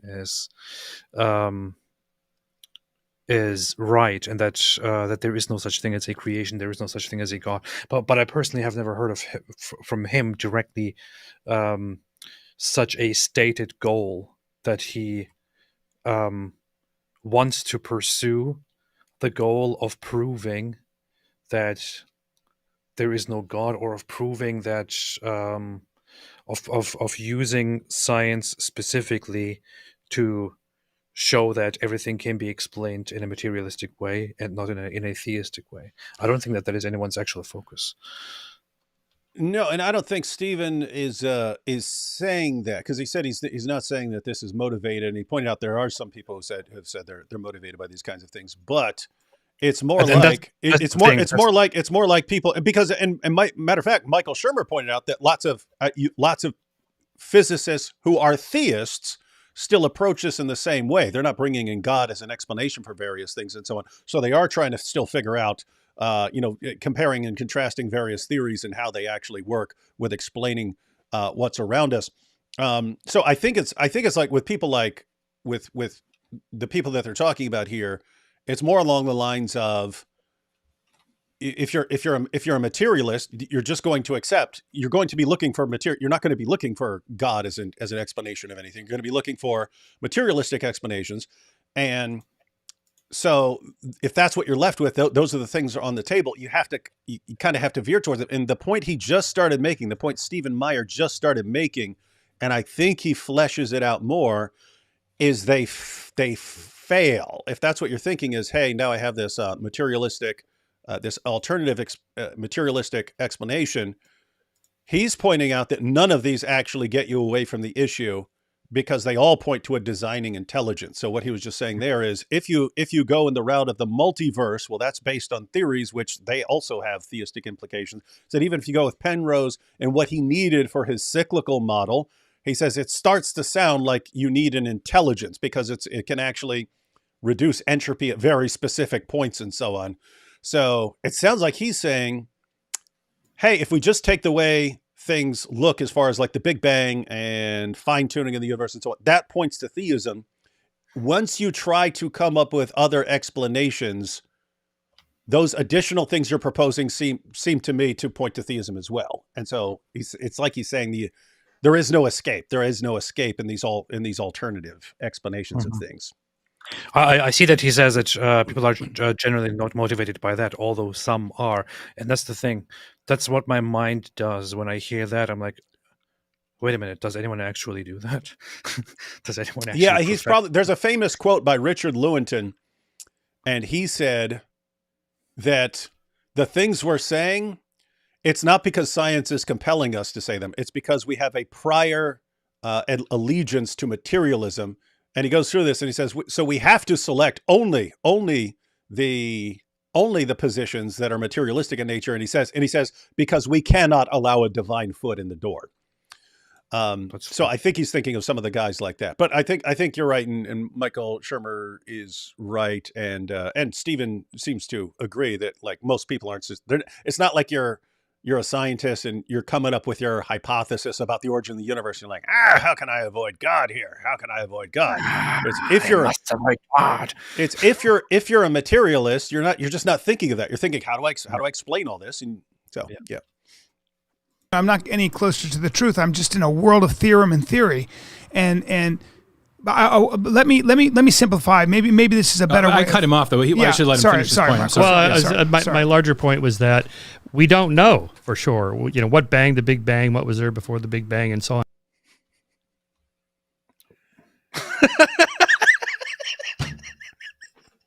What banged the Big Bang? That just reminded me of remember Dawkins, and he was saying, and so they've got a divine knob twiddler, twiddling all the knobs, a divine knob twiddler who banged the Big Bang.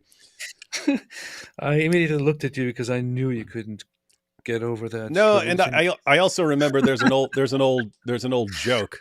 Hey, what happened before the Big Bang? The big date. Okay, yeah, I heard that. Yeah. Sort of a childish joke for that atheists would like. So there's a lot of speculation. There's no theory of everything to unite general relativity and quantum mechanics. That was one of the themes at this conference. There's half a dozen different ideas. People have their own pet theories and so on. That's one of the interesting things is I forget why. Remember, Stephen Hawking said it in A Brief History of Time, which I read in jail. He said that there's a problem that like relativity works well. It accounts for lots of things. Quantum mechanics works well and works with a lot of things. By the way, with relativity, you're focusing on behavior of like large scale objects like stars and stuff like that, and how they bend space time. And then quantum mechanics focuses on really, really, really small things and so on. But there's a contradiction between the two systems in that they can't both be true. They both work in their areas, and yet they can't both be right. He didn't explain why. And then I read a book called Black Holes and Warped Space-Time, and he explained it, but now I can't. He explained what the contradiction was, but now I can't remember. Now I can't remember what it was. So I have to read that again at some point. So I was in the. You read books? In the 1990s, I did. Not anymore. Now I just watch YouTube videos.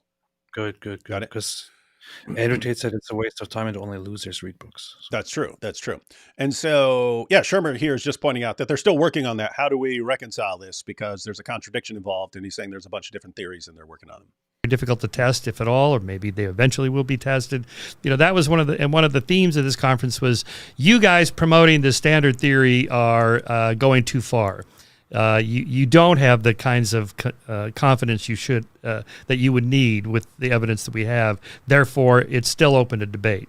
So the idea that there's one theory here, and then there's the God hypothesis. No, there's actually a dozen over here, and we don't know which is the right one. Well, that's not quite an accurate characterization of the way I love it how Sherman, this doesn't work because of this. Yeah, that's not quite an accurate representation of the state of things.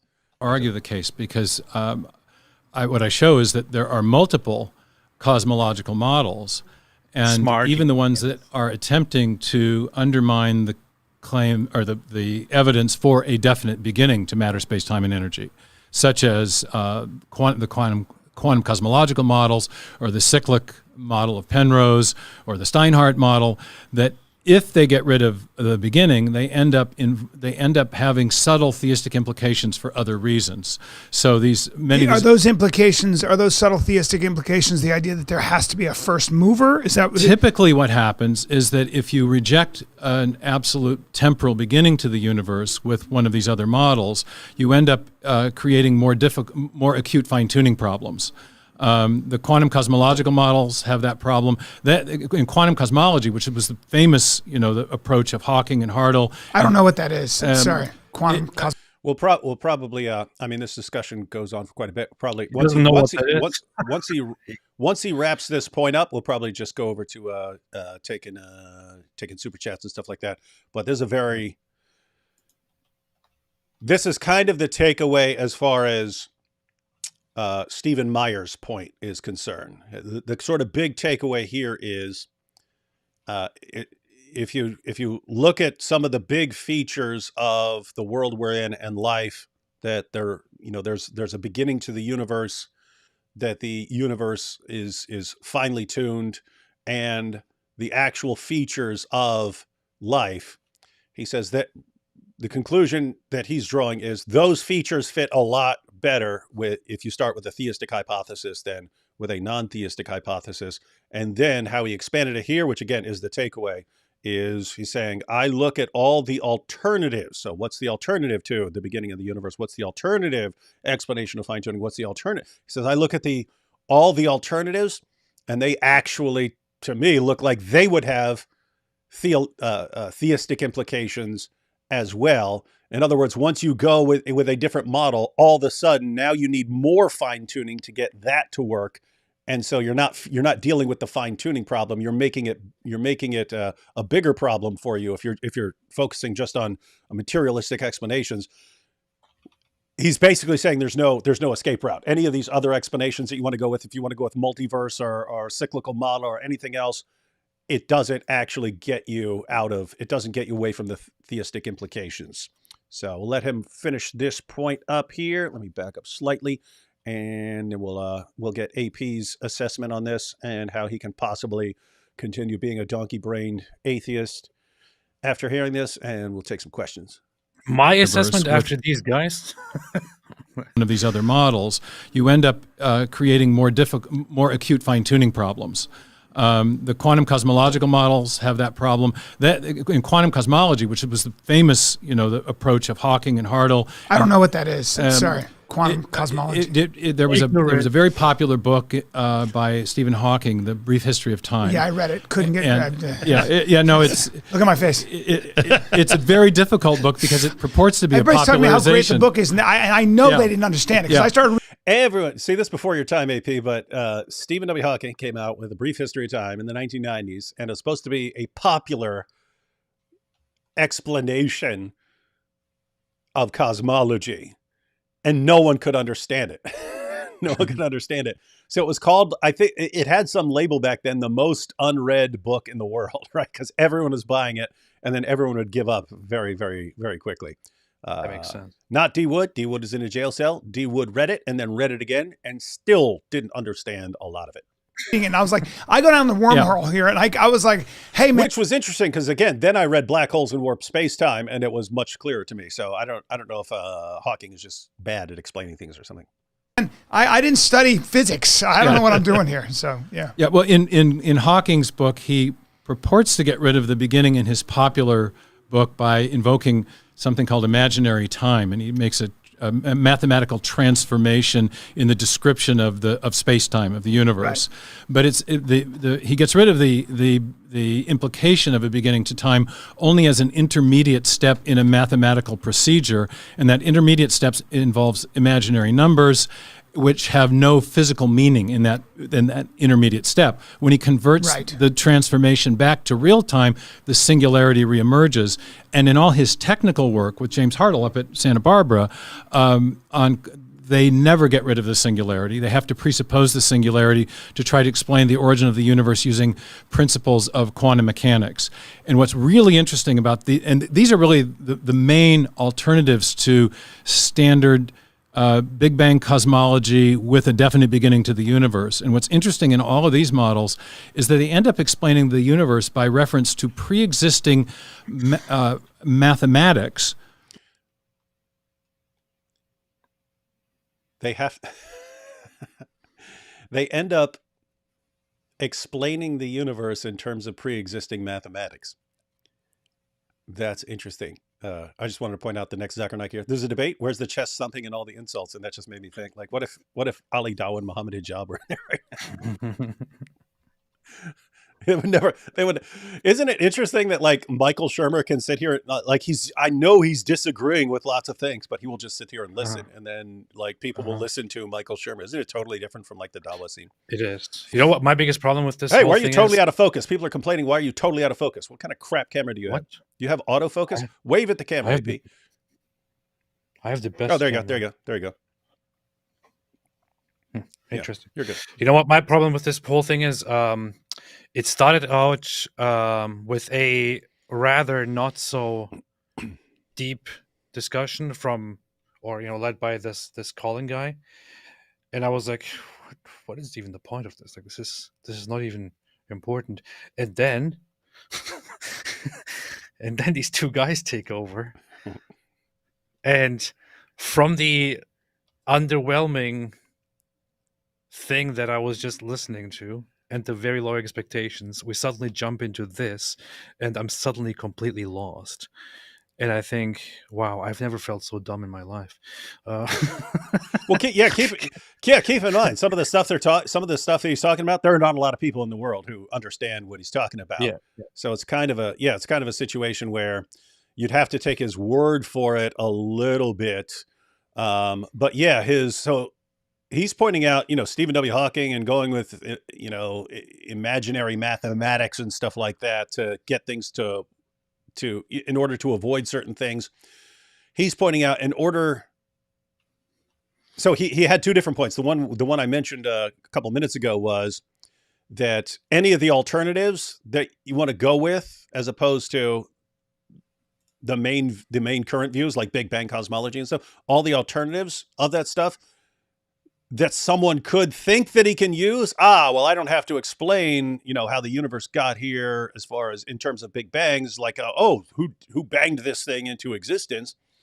I've got this other theory. And he's pointing out, you got that other theory. Guess what? That massively skyrockets the amount of fine tuning that's needed and stuff. So he's saying none of these work. And then here he's pointing out that some of the stuff like that Stephen Hawking and so on what they would use to try and avoid some of the issues, you end up with this mathematics in the background, and it's pretty crazy what you need to get this off the ground. So let's go ahead and we'll let him wrap this point up, and then we'll jump into some.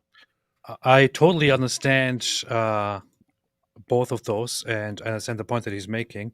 The issue is the technicalities of everything that he just talked about. Yeah, same here. Really, really, really got me confused. Mm-hmm. Rather than a pre-existing material state. So you have this weird condition where you've got math, which is inherently conceptual, somehow producing matter. And Alexander Vilenkin, one of the great Russian physicists who's advanced quantum cosmology, has said, before there's matter, space, time, and energy, what tablet could these physical laws have been written on? Is it mathematics is the domain of the mind? Are we really saying, therefore, in this approach, are we implying that the universe came from a mind? And so what I do in the book is show that philosophers call this. AP has been humiliated, and he's taken off running to avoid hearing these powerful, powerful refutations of atheism. You remember how my camera fell down when we were in Israel? And it fell when we were like at the. Oh yeah. When you dropped it like outside the car, right? And then Yes, you were picking pieces of it up. Yeah.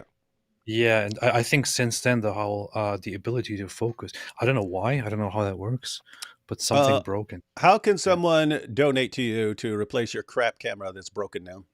It's just a lens. I think the lens is just messed up. So I have a different lens. It was. I remember there were like pieces of whatever whatever goes around it were hanging all over the place.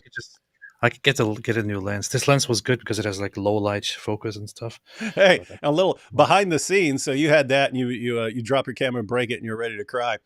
And but at the same time, you've got that little recording device. It's that thing needs to be a bright. Well, you don't want to make it a bright color because people wear it, so it has to be dark. But man, that thing gets hard to find. So AP's got this recording device that he's recording all his interviews with, and then he loses it right after we've been traveling around the kibbutz and the site of the Nova Festival and stuff like that. So we had no idea where that thing was. Searches his bag, searches the car that we're in. Someone's driving us around. We're in the back seat and stuff. And that thing is so important because everything is on there. I'm all this audio is on there. Yeah, I'm panicking. I'm like, if I don't find this, so much that I did over the last few days, I didn't transfer it. It's all still on there. What's the point? Everything is lost. Yeah. And then oh yeah. So then I was like, there was one spot. So you scoured the car, and there was one spot where the little seatbelt thing is, and there's a little gap there, and I was like, something could have slid down in there. So I could get a finger in there, and then it was in there. So that was fortunate, because that would have sucked. Yeah, that would have sucked if you'd lost your audio for stuff that you recorded. Yeah, and nobody would have ever looked there. So I still have no idea how you actually. That would still actually be there. Yes. And there's a question of like how it ends up. Like, I don't know. That had to like fall out, then slide over there, then fall down in there. Yeah, it's pretty crazy. Yeah, glad we got it there. Yeah. Right, Stephen. Finish your point, Stephen. Don't go on another tangent. Developing a robust case for something, that there's a kind of decision tree. If you go standard Big Bang based on general relativity, you got a definite beginning, and that has an implication that's theistic. You don't like that approach, you want to go quantum cosmological, that has a different theistic implication. If you want to go with Penrose and Steinhardt, these guys create, their models create more acute fine-tuning problems, which requires a prior mind. And so it's very difficult whether it's math or a Big Bang, there had to have been, the materialists have a problem on any point in the decision tree. That's because we're back to the first mover, it's not just, aren't we? Yeah, it's isn't that what it is? Aren't we back to, wasn't it Newton who talked about? There is the need for the first cause, but there's also a problem of specificity. We live in a universe with very specific configurations of matter. I love that word. This guy's making all sorts of deep philosophical and scientific and theological points. And he'd be like, I love the word specificity. I always had a thing with words. I still do. That's why I always like playing with words. That's why when we spent our week together, I was constantly playing with different words and using them in different contexts, and you were laughing about it. But I just love the sound of words and the structures of words. And when I hear a word like that, specificity, it's like, wow, it's beautiful. Well, it's good. It's good because normally you only love words that like sound perverted to you or something like that. Yeah. It sounds like butt. That create all the wonders around us. You know, the beauties of biological systems, the beauties of our planet, the stability of the solar system. And the game of physics from the beginning is to try to describe or explain everything by very simple regularities. And you don't get complexity out of regularity. If you want specified complexity, if you want to configure matter in a specific way, you can't just say, well, there was one simple law, because what laws do is describe regular patterns that repeat over and over again. Sun up, sun down. All matter gravitates. I drop the thing, it falls. I drop the thing, it falls. I drop the thing, it falls. Laws like that do not provide adequate explanations for the specificity of the genetic code or the anatomy of a turtle or we're talking about. What the heck are you nodding at, Michael Shermer? Anyway, We're talking about systems. or the fine tuning of the universe. There is an attempt within the materialist framework to try to square a circle, to get something for nothing in terms of information, or what we call specified complexity, to get specificity out of simplicity. Do you agree with that, Michael? That's a fundamental problem that has not been solved by any of these models, and they all run up against it when you examine them. Maybe he just won me over by saying that beautiful word, but what he's describing there sounds very compelling. So it actually has me thinking about it. And Michael Shermer's it is. too. Yeah, and as a pointing out, there are like all sorts of details which we would not get because we don't understand a lot of the theory, the theories that are, that are cutting edge theories and stuff like that he would be dealing with. But the main gist there, the sort of point that it's interesting if you go back to some mathematics before existence, okay, mathematics is abstract and conceptual. It exists in a mind. If you don't have the material universe to be how is it existing before these things? So he says, well, that would seem to point to a mind where the mathematical rules are in, Big Bang that has the implications and so on, life that has the implications. And what he was just pointing out there, kind of what the heck is wrong with you? You're thinking about some stupid word. Continue. Specificity. And what he was pointing out here is that you can describe complexity in certain ways in terms of laws and so on. So a crystal has very complex crystalline structure and so on. But that operates according to natural law. And he's pointing out information like in the fine tuning or in DNA, it's not just things that a crystal, if you put something at a certain temperature and pressure, it goes into that position naturally. And he's pointing out that what we find in life and in the universe, it doesn't fit. That requires specificity. Specificity. If the specificity continues as it is, atheism's looking pretty dumb. All right, AP. Yeah. So Days we of concluded. Elijah, very nice comment in the chat. I was laughing. What's that? What was it? What was the comment? Days of Elijah said, "Who banged the universe?" And that was very. Yeah, the dude already said that earlier. Who banged the bang? What did he say? The banger, the Big Bang, or whatever. Yeah. All right, ladies and gentlemen, I'll take some super chats now. Messianic Apostate said, "Would you debate Osama Abdullah again?" I would debate Osama bin Laden. Who's Osama Abdullah? His site was, so we had Answering Islam back in the day, and then he had Answering Christianity. And that guy. Oh, yeah, God. he had the most popular Islamic apologetics site back in the day. He was not a good debater. He was not a good debater. All his stuff was like insanely stupid. Matter of fact, that was the guy. That was the guy who he looked. Muhammad said there are 360 joints, and then so he says, "Look," and then I found this confirmed, and it's a screenshot from a hospital, and it said joints. It says joints 360, right? So we're like, huh, that's interesting. Let's look it up. It was actually the phone number extension, right? So you dial the hospital, and if you want the joints department, then you dial 360. You add 360 on there. So it became a big joke. Wait a minute, this is the new proof of Islam, a phone number? And of course, but he would do that over and over again. He would use these really stupid things that he didn't understand. So no, I mean, Osama Abdullah I haven't heard anything from him in a long time. So I just know his website, and the website is like it's so garbage. Stupid. It's really bad. So ridiculously stupid. Nobleverse. In fact, I can say it now because he's not married to her anymore. But Osama Abdullah was. We were out in California, and he debated me and debated James White, and it was so fun. I think back then, it was Osama Abdullah was complaining that the Gospel of John is written by John, but then he says there's a man sent by God whose name was John. And he's like, oh, how can you say so? Like James White is trying to explain. It's two different Johns, genius.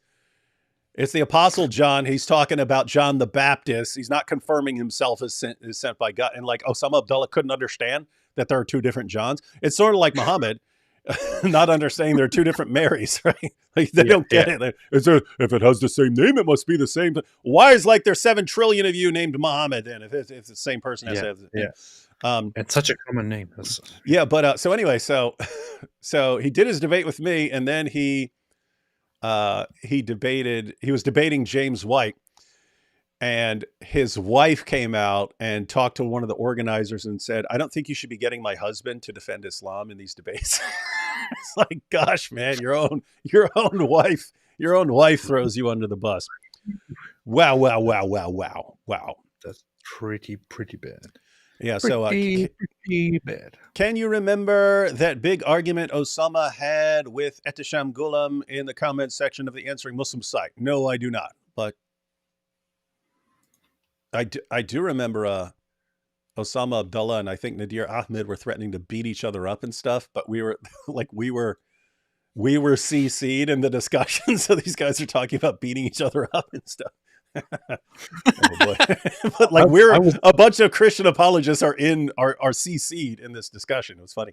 Why were they doing that? No idea. That's just how these guys were. They were all trying to thump their chests and show that they're the most, they're the best, and and Nader Ahmed is still around after all of his embarrassing performances. Still like, and I am still here, and I am undefeated, and they are all scared of me. They've all been running from me. Yeah, Nadir will make a comeback. So he'll disappear for like 5 or 6 years. Then he'll make a comeback, and then we'll ignore him for a while. And then finally we'll debate him, and then he'll get crushed, and then he'll disappear for a while. And anyway. Yeah. But it's a similar situation with Osama Abdullah and Nadir in that like who pays attention to them anymore. So what's your purpose in the debates when you've got guys that no one pays any attention to anymore? Mm-hmm. Can atheists scientifically prove human rights? I would say no. I would tie that into what these guys were saying, that you can scientifically test things in terms of if you assume certain things are true and then you see what kind of results they have. It's not like testing them in a lab, but you actually have data to go on as far as what works best. But as far as like proving the right, I don't think so. But what are your thoughts on that, Evie? You're not supposed to be. It's not something that is supposed to be scientifically proven. Yeah, it's a different realm of reality. You could argue, reasonably argue that it is a social construct for a specific purpose, and that it is therefore naturally or reasonably not expected to be proven or objectively proven, let alone scientifically proven. Go Broncos. Yeah, good luck with that. They suck.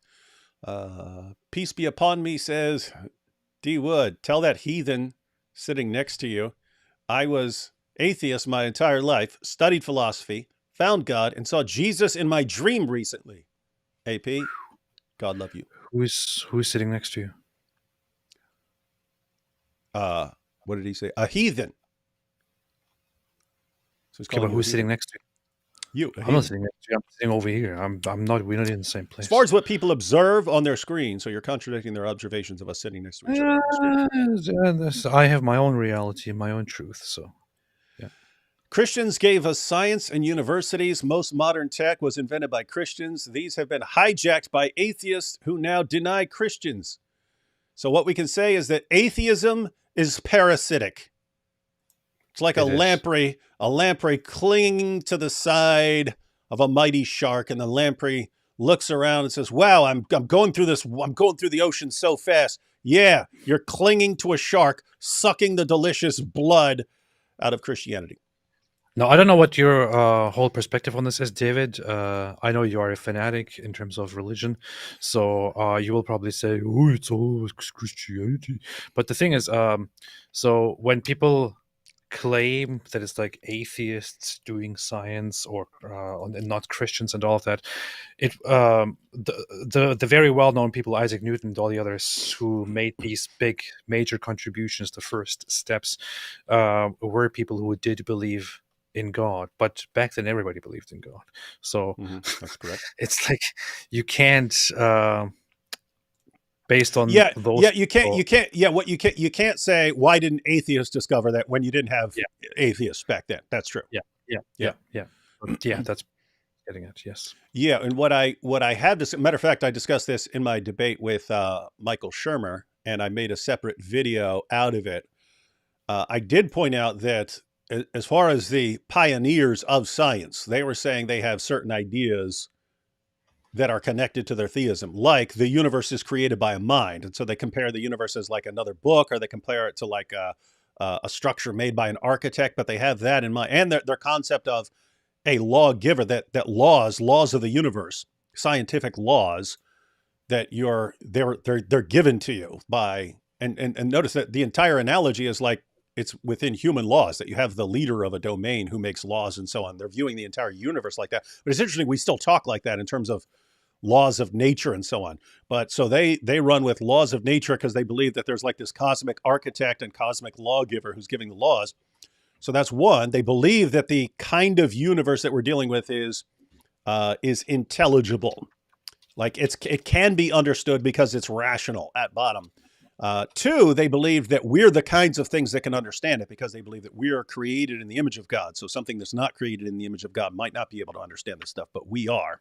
And they believed that it was actually good. They viewed it as a kind of worship. Like if I go and do a bunch of scientific research and I discover the law, then I'm actually understanding something about the mind of God, and I'm connecting with God in that way. And they viewed it as a kind of worship. And so they actually rolled with this and discovered quite a bit of things. And then atheists come in and say, actually, no, there is no God. There is no rational lawgiver. And we're not made in the image of God. We're just lumps of cells. And we just, Stupid. like mice. And then what does it mean for something to be good? It's not worship. And we're back to atheism being parasitic, sucking the lifeblood out of Christianity. Stupid. Yes. You've been hijacked. Hijack. AP, Christ or Caesar? That's what Captain Kirk Christ. said in Star Trek. Bred in circuses, sun worshippers were sun worshippers. Yeah, I made a video about that a while back. I want to remake that because the clips I used were too long, and I mean the clips of Star Trek I used were too long, and when I tried to re-upload it, the YouTube Paramount shut it down, so I have to actually use shorter Star Trek clips too. YouTube said, hold on. I'm not going to do that. Not going to Can't do do that. 5 silver pesos. Bobby Boucher, all lies. Bobby Boucher's mom created science and religion. You don't even know Bobby Boucher, do you? I don't even know. I heard this. I heard the expression, and I heard this before, but I don't know who. Yeah, it's from the movie Waterboy, and it was Adam Sandler, and he was Bobby Boucher. Okay. And it was used as slang for a while when someone like tackled the crap out of someone and go, "Oh, they Bobby Boucher'd him." That's what Ice Cream Sword said, "No, individual freedom is not the historical norm. It's a complete aberration. Greco-Roman times were not egalitarian. Christianity changed all of that. See Dominion or just look outside the West." Yeah, so that's not the point they're making. They're not saying that's individual freedom was a historical norm. They're saying, as far as what they were saying is, partly the guy was saying, hey, what's required for us to actually believe that we have these inalienable rights and so on given to us by our creator. And then Michael Shermer was pointing out people are just going with what actually they like once they experience it. So they experience more freedom. This doesn't mean it's always been this way. It's just, hey, once you start experiencing certain things and, I like it better. I like it better if I have this freedom or if we treat each other as we have these rights. And he's saying he said people vote with their feet. You're going to consistently move to a society with the features that you like better. I like duck more than turkey or chicken.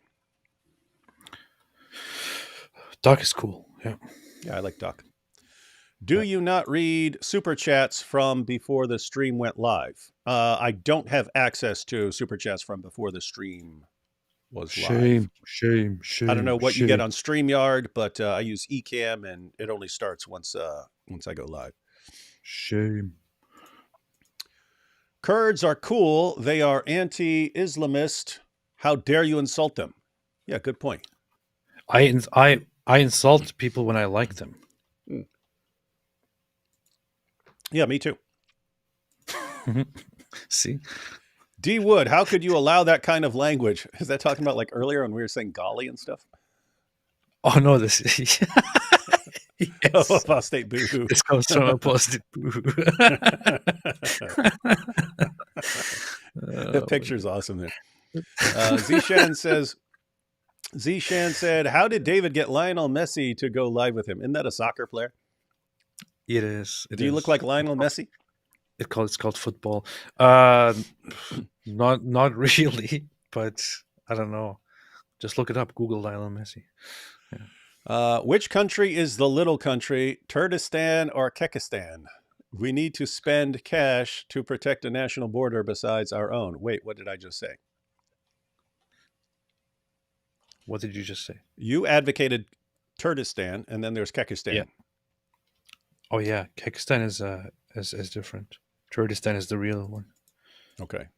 Now that that's been cleared up, isn't it amazing how we solve like every political problem in the world on our People live are streams? stupid. They should be giving it all to us. Like, what is the United Nations when we can just offer a proper solution? AP, have you heard of Timur Aklin YouTube channels hidden in plain sight? Palestinian converted to Judaism, would love if you interviewed him. I heard something like that before.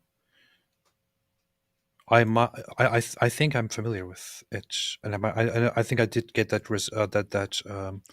that recommendation. For some reason, I was about to say resurrection. I guess because I'm so compelled and so amazed by this conversation that we were just listening to. It has no connection at all to anything that I was saying, but for some reason I was about to say it. Anyway, but yeah, I did get that recommendation before. I should look into that. Yeah. Can Shake Your Booty do the thug shaker? The what? I don't know what that is, but hey, I just had a funny idea. There was a song in the 90s called Rump Shaker. Just shake your rump. But it would be funny if Shake Your Booty has a song called Rump Shaker because he's a shake. Yeah. But it's spelled like shake. Got it? No, Shake Your Booty with the hit song Shake Your Rump. No, I still think that I need to one day start a regular Shaky Booty show, the Shaky Booty Show, and it has to have a theme song, and I need to make a proper music video for that Oh, hey, with a bunch of people shaking their bodies. I've mentioned before. You need to get girls in burqas for the video, but they need to be shaking their rumps in Shake Your Booties. What's funny is we could probably take the lyrics from the Rump Shaker song, completely replace them, make a parody of it, and then Sal could probably like crush it in making the song. And then you just got to make the music video. Yeah, Sal is good. He could do that. We could have a bunch of girls in burqas shaking it. Yeah. Oh, hey, Apologetics conference up in Ohio over the summer. If you can make it there, we've mentioned in the past wanting to re-record the video I made with Nabil that was Islamophobia, where I'm a Christian preacher who's blasting away at Muslims, and the whole audience is like, "Oh, that's so evil, that's so intolerant." And then I pull off my wig, and I'm actually, and then it became Nabil, and he goes, "I'm Muslim," and then he said the same exact things, but he was saying them about non-Muslims, not about Muslims. And the audience said, "Well, this is very interesting." And there would be double standards, but I thought it would be. We kind of recorded that quickly. Like I came up with the passages. I made a list of the passages that we would want to bring up. Then I'm speaking. I'm giving a presentation. Nabil's just sitting there jotting down the script. So it was something that was like pretty off the cuff. I had the idea. I jotted down the verses we wanted to cover, and Nabil made the script while I was speaking. And then we were done. Then we actually recorded the video. but it could have been much tighter if we'd spent some more time working into it. But anyway, the point is, it would be funny if I start off as my blonde-haired Christian, like Baptist preacher blasting away at Islam, and then I pull off my wig and I go, I am, and I pull it off and you shake your booty. And it's like, shake your booty is the guy. Wouldn't that be funny? That is a good idea. That could Yeah, be that can be done. That would be funny. And the idea is we recorded it on we recorded that back in the day. We had a pretty crap cam. I mean, it was a good camcorder for the time, but now we have like 4K cameras and stuff like that. We get a way better video now than we could back Definitely. then. So yeah, let's Definitely. re-record that and it'll be super dope. Inshallah. What are your thoughts on Julian Assange? I have none. There is a new documentary called Trust Fall with 9.1 rating in cinemas currently on UK and Australia. I've never followed the situation with Julian Assange. Have you? I don't think I will. I saw a few things here and there where I had some strong opinions, but I haven't followed him or the stuff that he does long enough to actually say anything on it. Hey, someone put Sheikh Djibouti, the place Djibouti. That would be funny if you made a video called Shake Your Booty in Djibouti. Shake Your Booty goes to Djibouti. That could be another song, and do the whole music video in Djibouti. And for that, we will now arrange a trip to Africa. We've got to do it. Gonna take a lot to drag me away from you. Terrible song. Remember we had that big argument about whether that song is good or not? Yeah. We did. I bless the rains down in Africa. Here's some jizya that I found on the tunnel floor outside the goat pen. Talmudic Tunnels Construction Inc. Here's some jizya that I found on the tunnel floor outside the goat pen. I should probably wash my hands. New tunnel to Turdistan opening soon. Those guys are good at building some tunnels, man.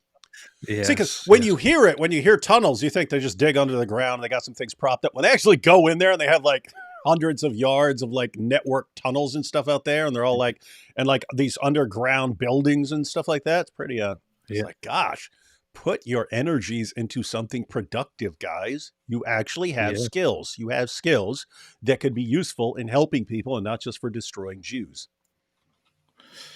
But destroying Jews is much more fun for them, so. Are Palestinian scientists allowed to work in Lebanon? Traveling Israel says no. Traveling Israel guy says no. So you're talking about Lebanon has taken in Palestinian refugees at various points. You're saying like they can't even work there if they're scientists? We'd have to check with Traveling Israel. Scientists. I don't know. It depends on their.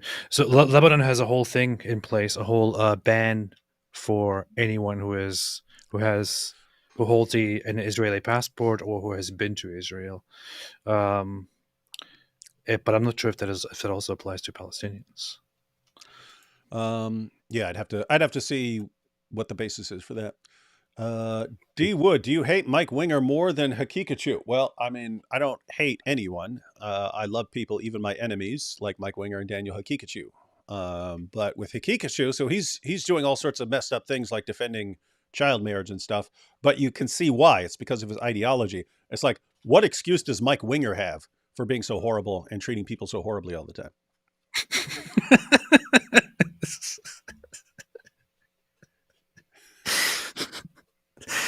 Yeah. I guess is in response to me pointing out earlier, AP's not listening to the brilliant words of Stephen Meyer. Said AP would listen if this was a Hitler speech. AP would be like this. Oh, the melodious sound of his voice. The melodious sound of his voice. You know what's so stupid? Right now, there is this whole thing, this whole trend going around because some people have been translating Hitler speeches into English and making, like digitally altered versions of Hitler videos where they make him speak English and say all those things in English. And some people are on social media. They're like, "Oh, look at that! Why did we always hear these brief Hitler speeches and heard his angry voice, and they never told us what he's actually saying? When we listen to what he's saying, it actually makes sense."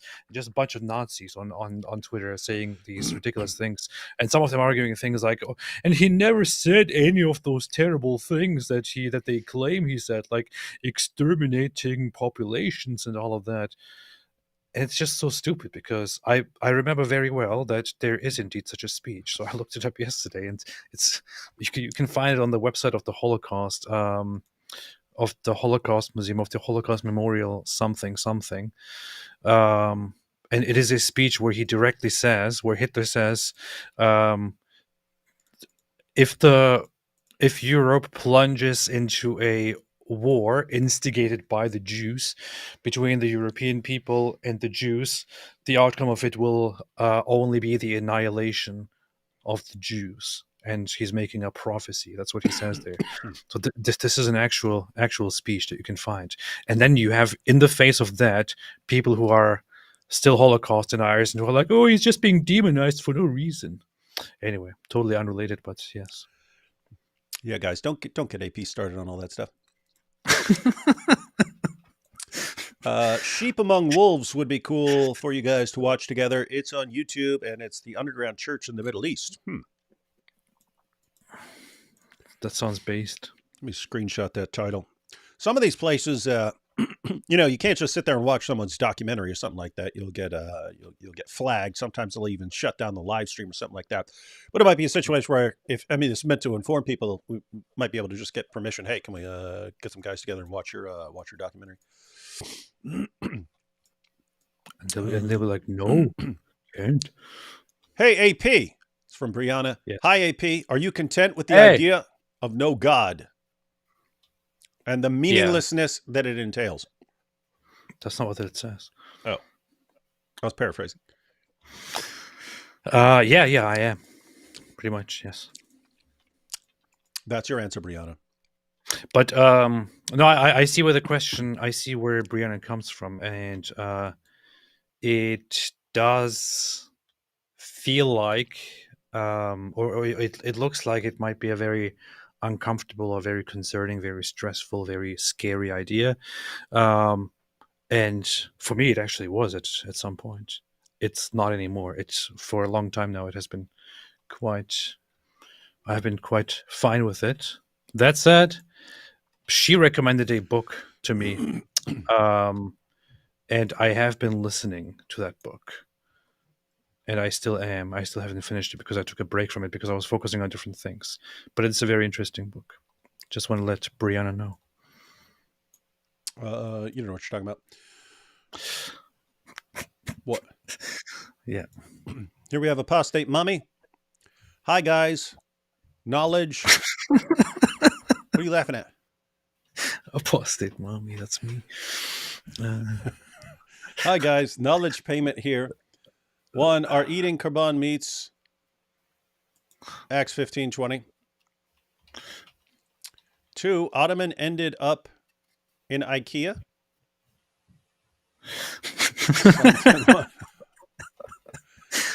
And 3, do you know who Hutham ibn Abdalat? God bless you both. Ottoman ended up in IKEA. That's the thing I heard from. Who was that? Who recently made such a joke? We heard it together. I think it was Bill Maher, wasn't it? Was it? I think wasn't he giving a monologue about the whole Israel-Palestine thing, and then he said something about Ottomans, and now an Ottoman is something that you put your feet on, or something like that. I don't know. I think he recently said something like that.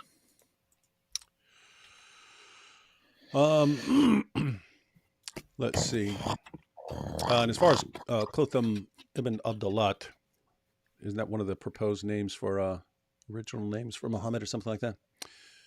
Joshua says, David Safety Wood. Yeah, because Safety is my middle name. Hey, nice tat. Who? What? What? David tat? Safety Wood and Apostate Pillar Stash. Oh. Apostate Pillar Stash. When I see Apostate Aladdin, Aladdin, he ruined WWE for me as AA equals Arn Anderson. Best stream ever on YouTube. Nice. Lots of people liked our stream on Apostate Aladdin. Mm-hmm. Yeah, People it was said kind it of was really funny. Yeah, it was funny, but I didn't even know we were being that funny, but a lot of people said, "Oh, that was so funny." it was very funny. It was very funny. I personally felt that it was very funny when we were done, but I also kind of felt bad about it afterwards. Yeah, because you've been exposed as a mean person who hates all Muslims. Because it was like I don't know, 5 minutes into it, it was already enough, but we kept beating that dead horse. Yeah, why'd you have to do that? You could have just said you disagree. Instead, you had to brutally keep making fun of the guy for hours. Yeah, that's how Shameful, it goes. shameful. That's what they do. AP, if God exists, would you like to know him? Do you harbor any bad feelings or bitterness to him? No. No to yes to first question, no to second question. Yeah. So hypothetically, if God did exist, it's similar to the question, if you're wrong, which I would agree with. If you're wrong, would you want to know it? And yeah, I would like to know If I was wrong, I would like to know it. And no, I have no bad feelings at all. Except he hates the God he doesn't believe in. Yeah. Joshua says, I only have terrible feelings, not bad feelings. Yeah, no bad feelings. Joshua says, AP, if the trajectory continues, American football is the greatest organized pro sport in history. Still an AP fan. This was a donkey-brained take by AP. This is the comment of the year, folks. Comment of the year from Joshua Wooden here. What are you laughing at? I'm dead serious. What a ridiculous thing to say. Yep. AP, Anyway. if he can't answer a perfect comment, he just laughs like a Dawa guy pretending. He said, as a primate, Norman Finkelstein. He said, what? Norman Finkelstein has some bananas in your cages. This was good. Please drop a Norman Finkelstein impression, D. Wood and AP. I haven't listened to him in 24 hours. It's all I can think of is Snagglepuss again, because I don't remember what the guy actually sounds like. But I just kept repeating to myself because he kept saying during the debate, whenever he got angry at Destiny, he was like, Mr. Borelli, Mr. Bernatelli, you're acting like a moron here. Why are you so stupid? You're not even worthy to sit at the table with me. You remind me of those Mexicans who will like making noise on Cinco de Mayo. What's wrong with that dude, man? Mr. Borelli, we have probably read 10,000 books, and you only read the Wikipedia page, Mr. Borelli. Don't talk. It's so embarrassing. Just shut your pie hole. Heavens to Murgatroyd. Why don't you exit? Stage left. God, the guys. You love to hate AP. It's time to learn to love, and accept Jesus into your life. Wait, you love to hate AP. I thought it was saying we love to hate AP. It was saying you, AP, you love to hate on everybody. It's time you learn to love, and accept Jesus in your life. Amen. Alhamdulillah. I love to hate. Love the way you hate. Mr. Cranges says, sup guys, ever read The Unseen Realm? No. You read that? Mr. Forelli. Unseen Realm. No.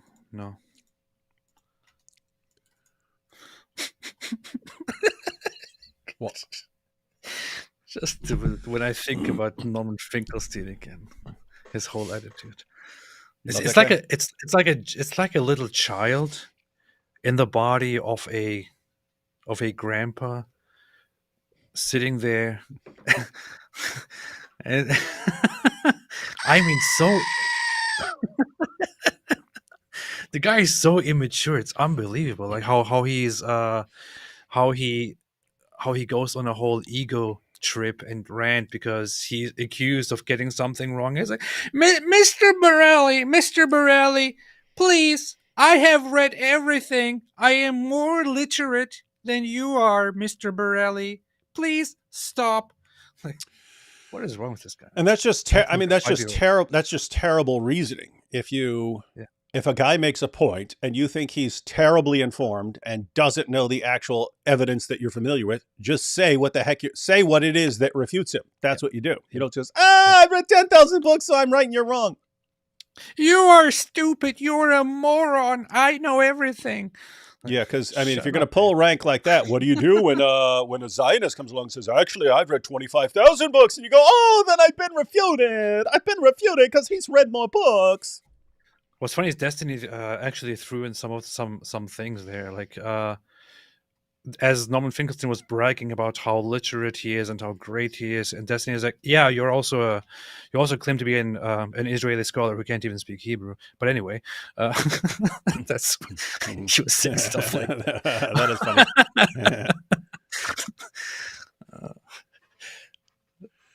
Hello, AP. Dr. James Torr is notorious for tangling. He was friends with Nabil as well. Dr. James Torr is notorious for tangling with and debunking origin of life chemists who claim to create single cells from scratch without a creator. Abiogenesis. Look up Dr. Torr.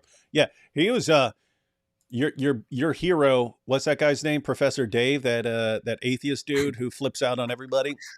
Yeah, James Torr is like, as far as I've seen, the main guy he flips out on. Really? Yeah, he flips There's out something on. really wrong with that guy, man. Dave. I didn't even know about him before. I saw his name on YouTube here and there occasionally, and I thought he just does, like, I don't know, sciencey stuff, and then he suddenly crosses me on Twitter, and all he does is just call me names under every tweet that I make. Man, what an insane person. Yeah, why is that?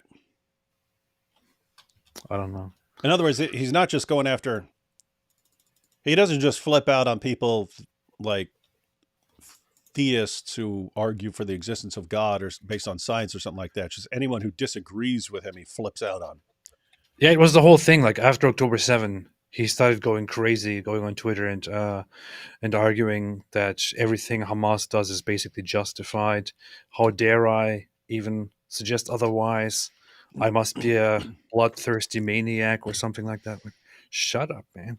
Eventually, I blocked him because there was no point to it at all. He was like, whatever I say. AP ran from him because of his powerful arguments. And I even said to him, hey, if you are so passionate about this, if you appear under every tweet that I make, how about debate me? Okay? Let's have a debate. And he was like, no, I'm not going to give you my clout to have a debate. I'll sit here all day, every day, whining about you on Twitter, but no, I will not debate you. You're beneath me. Yeah. Gotta love this so guy. So I said to him, okay, I asked you, you said no, and you're just insulting at this point. There's no use to this at all. Goodbye. Blocked. That's what I did. That's what they do. I support the smallest minority. It's called the individual. Anyone that seeks to undermine them is in league with Mephistopheles, I tell you. That's Mephisto, man. That's Mephistopheles is based. That's Faust, isn't it? Yeah, from Faust. Echoing. That's the guy that you sell your soul to. If an eternal, ever-existing source is required to begin existence, isn't intelligence and a will to act required before such a source would begin at all? If an eternal, are you talking about the source beginning? Are you talking about the source beginning, or before this source is beginning the universe? To act required before such a source would begin at all. Yeah. Okay. So this comes up. this comes up with William Lane Craig and so on when he's talking about the characteristics of whatever brings the universe into existence. So if it's some eternal something, that gives rise to our universe, then whatever this something is doesn't require intelligence and a will, because it's deciding to create the universe and then creating it with certain features. Yeah, that would be an argument. Look at it. Supposedly, a philosophy PhD sits here and just says something, and then that's supposed to be educational. And King of the Whiners here. Oh, I don't like that. Oh, why can't we just talk about the word specificity and how elegant it is? What a beautiful It is word. beautiful. It is beautiful. Specificity, all the Just hissing hearing sounds. the word, it gives me pleasure. I think scientific debates about God are pointless. Oh, it's another person who says, here's what I like, and therefore everyone should be the same. I prefer apophatic theology like Cloud of Unknowing and St. John of the Cross. Well, since you just insulted everyone else, why should anyone care what you prefer? I agree with Everyday? Everyday is based. Gerald Schroeder's books, Genesis and the Big Bang in the Science of God, are very good. Specificity. How do we know they're good? We just know. Who are you to question? Solitary Emmy says, I just remembered 5 Proofs for the Existence of God by I have that book. A lot of similar material. I was supposed to pay AP to buy this book. Well, it's easy for AP.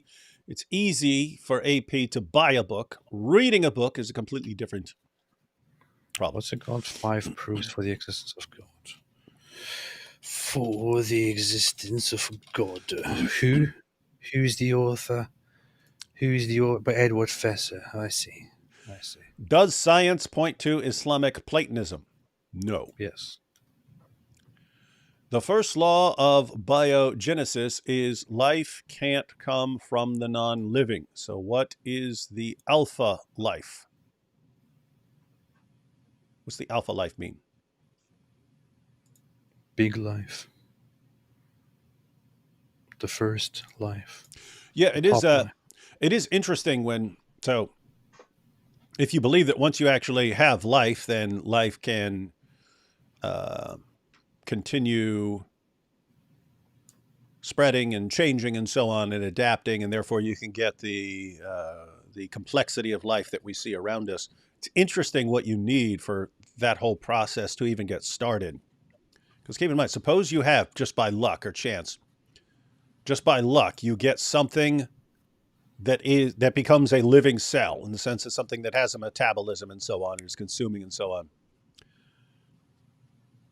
I mean, if it just happened and something formed that is life, that wouldn't get the process started. It has to just from the beginning have this ability to replicate itself too. So it's crazy. It's like if you had like a computer and you managed to put together a computer, that's one thing. If you put together a computer that can self-arrange new computers, that's like insanely sophisticated. So you don't just need something that like has a metabolism or can consume or anything like that. You need something at the beginning that replicates copies of itself, and it has that ability. And not only does it have the ability to make copies of itself, they can't be exact copies, because if you had exact copies, if it replicated itself perfectly, you wouldn't have any sort of diversity of traits for natural selection to act upon. So it has to make copies that aren't exact copies of itself, that has variation, but it can't be too far different, because if it was too far different, then it wouldn't preserve the beneficial characteristics. So at the very beginning of the entire process, you need something very, very specific, and I would say pretty mind-blowingly amazing. Specificity, such a beautiful word. Here's me with the Aisha at the Aisha bar. This discussion would be more entertaining. What? Is this a good book? 5 Proofs of the Existence of God. I don't trust. Who was that? Solitary Amy. I don't trust Solitary Amy. But you said you know you have that book. Is it good? Yeah. Okay. I would never get it if Solitary Amy said get it, But I'll now get you it, say. and then I'll Yeah. watch some YouTube videos. Yeah. This discussion would be more entertaining if Willie Nelson were at the table. He would be laughing and having a good time. I think that's a reference to the weed discussion earlier.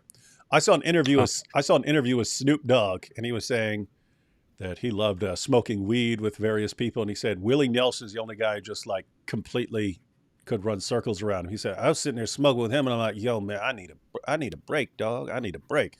So Willie Nelson, he said he'd never met anyone who could outsmoke him until he's Willie Nelson. Interesting. AP, you must be more compassionate. What if someone with a speech impediment comes to the stream and sees you liking the word specificity?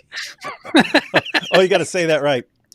AP, you must be more compassionate. What if someone with a speech impediment comes to the stream and sees you liking the word specificity and they can't pronounce it? That might hurt their feelings and end their... What are you laughing? The character is awesome. AP's reaction is exactly what I'd expect from someone who giggles at the word sect. That is true. And it's not sect. What reaction? It's not sect. I think talking about you loving the word specificity. But those are different things. Those are different things. Specificity is simply a beautiful sounding word. Yes, it doesn't. And it's not sect. It's the plural of sect that he finds hilarious, and so he's just giggling like a little kid.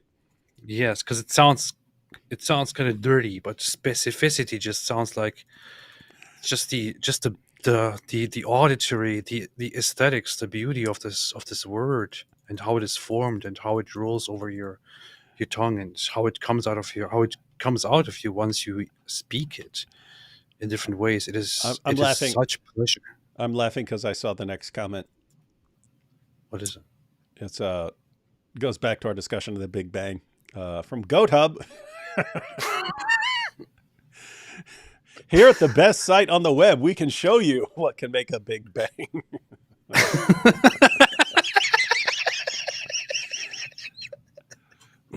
I'm telling you, this whoever runs this account is good.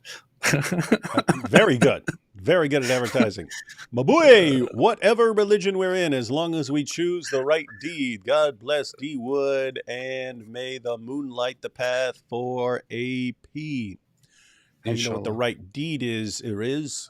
Because you can choose a religion like Islam that would tell you the completely wrong thing to do. Like it would say, hey, the right deed is banging little kids. Beatrice here says, AP, do you believe anything is infinite? What would limit that infinite into not having consciousness? We would have to have a very lengthy discussion on this. And you would have to first it would have to be an infinite conversation. Yeah, this conversation would take forever. It would be infinite, as long as we were alive, if we were alive infinitely. AP has been stumped. The next Zakernike. The next Zakernike says, Mike Winger, who, by the way, is cooler, just kidding, just warned all his wingalings about Andrew Tate. Yeah, we know. We might want to check that out, because that would be the most hilarious thing ever. Biggest nerd ever talking about the top G. That sounds very interesting, because Mike Winger seems to be like one person that I think is very, very interesting to listen to. And why are you laughing? Hi guys, we're going to talk about Andrew Tate, and I just can't stand the fact that people are listening to him and not to me. So here's my video about that. I'm going to correct him. I was trying to praise a nice Christian. I am too. He's like the world champion of being a nerd. AP can't believe truth because Islam was sufficient for him. That's the Oh. dumbest. That's the dumbest joke ever. Sufficient for him. That's pretty good. That's pretty good. I like it. I approve of it. Are you familiar with Dr. Hugh Ross? Have you considered interviewing him? Yeah, Hugh Ross is a book creator in the Cosmos. That was one of the first apologetics books I read That's before the I guy even who looks knew. like me. Before I even knew what apologetics was, I read that in a jail cell. Given to me by Randy, the mighty Randy. David, Raskolnikov repented and accepted God in prison at the end, too. Funny that you tried to imitate the book's beginning, but ended up acting out the end, too. Fun fact, Dostoevsky, epilepsy, in which he saw visions of God. Yeah, that is, so I was talking with Harris about reading Raskolnikov when I was not mentally, reading Crime and Punishment when I was not mentally well, and thinking that Raskolnikov had the right idea, but he just wasn't the right guy. And so yeah, she's pointing out that, hey, you ended up in the same spot, going to prison just like him and repenting. That is funny. You know what's bad? I feel like for years now, I want to go back and read that book again, but although I think it is definitely up there among the best books ever written, best stories ever written, I can't imagine reading it now at this point in my life again, because it is very, very taxing and very Shameful. effortful and very long to get through it. But I so badly want to do it again. Yeah, it's pretty dope stuff. Don't know why. Always liked the Russians. Not like Putin and stuff. I'm talking about the Russian writers. Yeah. I don't know. I like their stuff, even though it's in translation. I don't know, something about their writing. They seem to understand people psychologically better than the vast majority of Western writers, like Tolstoy. I mean, he could be talking about a teenage girl getting her first menstrual cycle and how this is messing with her mind, and it would seem like completely authentic. Like he's talking about these girls and and freaking out because they're getting married and all this stuff, and it's just he seems to understand the human mind well. Hey, here you go. Very depressing literature, the Russian literature. Yeah, it is. I usually do not impale furniture, but I do make an exemption when it comes to ottomans. Nice. Vlad there. AP means a lot that you remembered that book. Oh yeah, I do. AP's good. D Wood, do you think the Earth is 6,000 years old? No. Shake your booty. Shake your booty crushed in debate by Mufti Anis Fakir. Oh. About to block this dude for just getting me to read that. Fortunately, I did not. Fortunately, Zishan Ali, I've got you numbered. I will be more careful in the future reading your stuff. The O. Let's just move on very quickly here. A couple more super chats and we're out. Bertold Brecht says, we love reason more than you love life. That'd be good. That'd be a good response to the Dawa guys. We love reason more than you love death. What's wrong with you, man? You're supposed to move on. Stop acting like a 4-year-old. Can't do. Gosh, I should just get my 5-year-old to do shows with me. It's not even the joke itself, but rather the moment of realization and that just killed me. Well, it's funny because at first I'm thinking, did someone make a response to a joking response to one of AP's Shake Your Booty videos? Oh boy. Yeah. I'm here again, so I see that AP removed his cross, so I guess he's gay now, huh? I warned you, man, but no, honestly, love you guys so much. What are you talking about? He still got his cross? What do you think? Here, Cha-ching! Powerful. Powerful. What? Powerful. Powerful. You see. Yeah.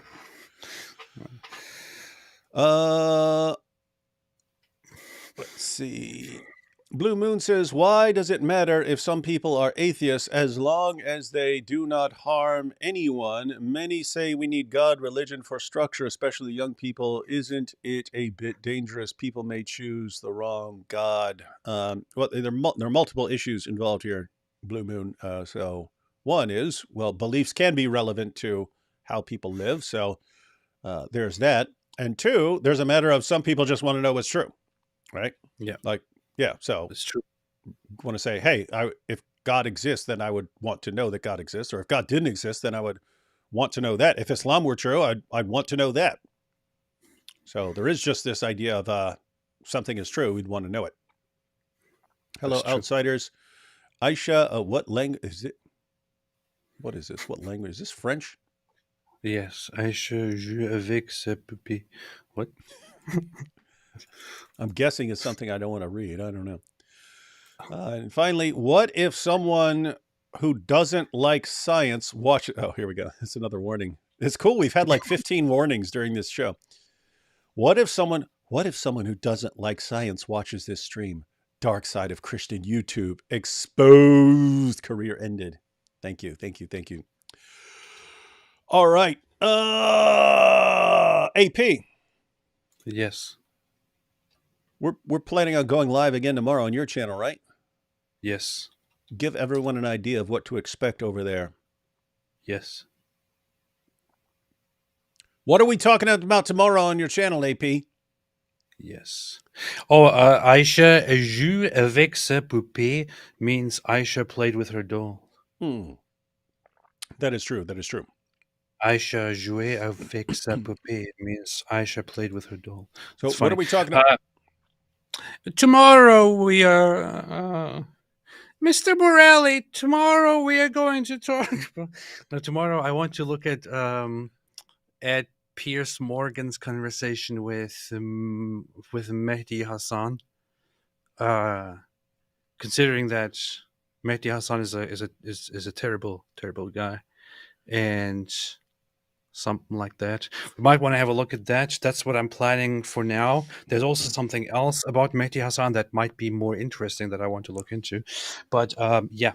So tomorrow will be Mehdi Hassan Day. Yes. On AP's tomorrow channel. we'll be talking about Mehdi. All right, ladies and gentlemen, don't miss it. And we will catch you all then. We will catch you tomorrow, Mr. Borelli. Also, for everyone who was interested in the discussion and the video we're watching, there's a link to the full discussion in the description box. It's about an hour and whatever it was, 45 minutes or so. And there's a link to the channels of Michael Shermer and Stephen Meyer there if you want to check out more from them. In the meantime, we'll catch you all tomorrow. And also you can watch some of the Michael Myers movies on that will help Amazon you. and other places. Yeah, watching Michael Myers go around just brutally murdering people will give you all a good understanding of the moral implications of atheism. Yes. I'll leave you all with that.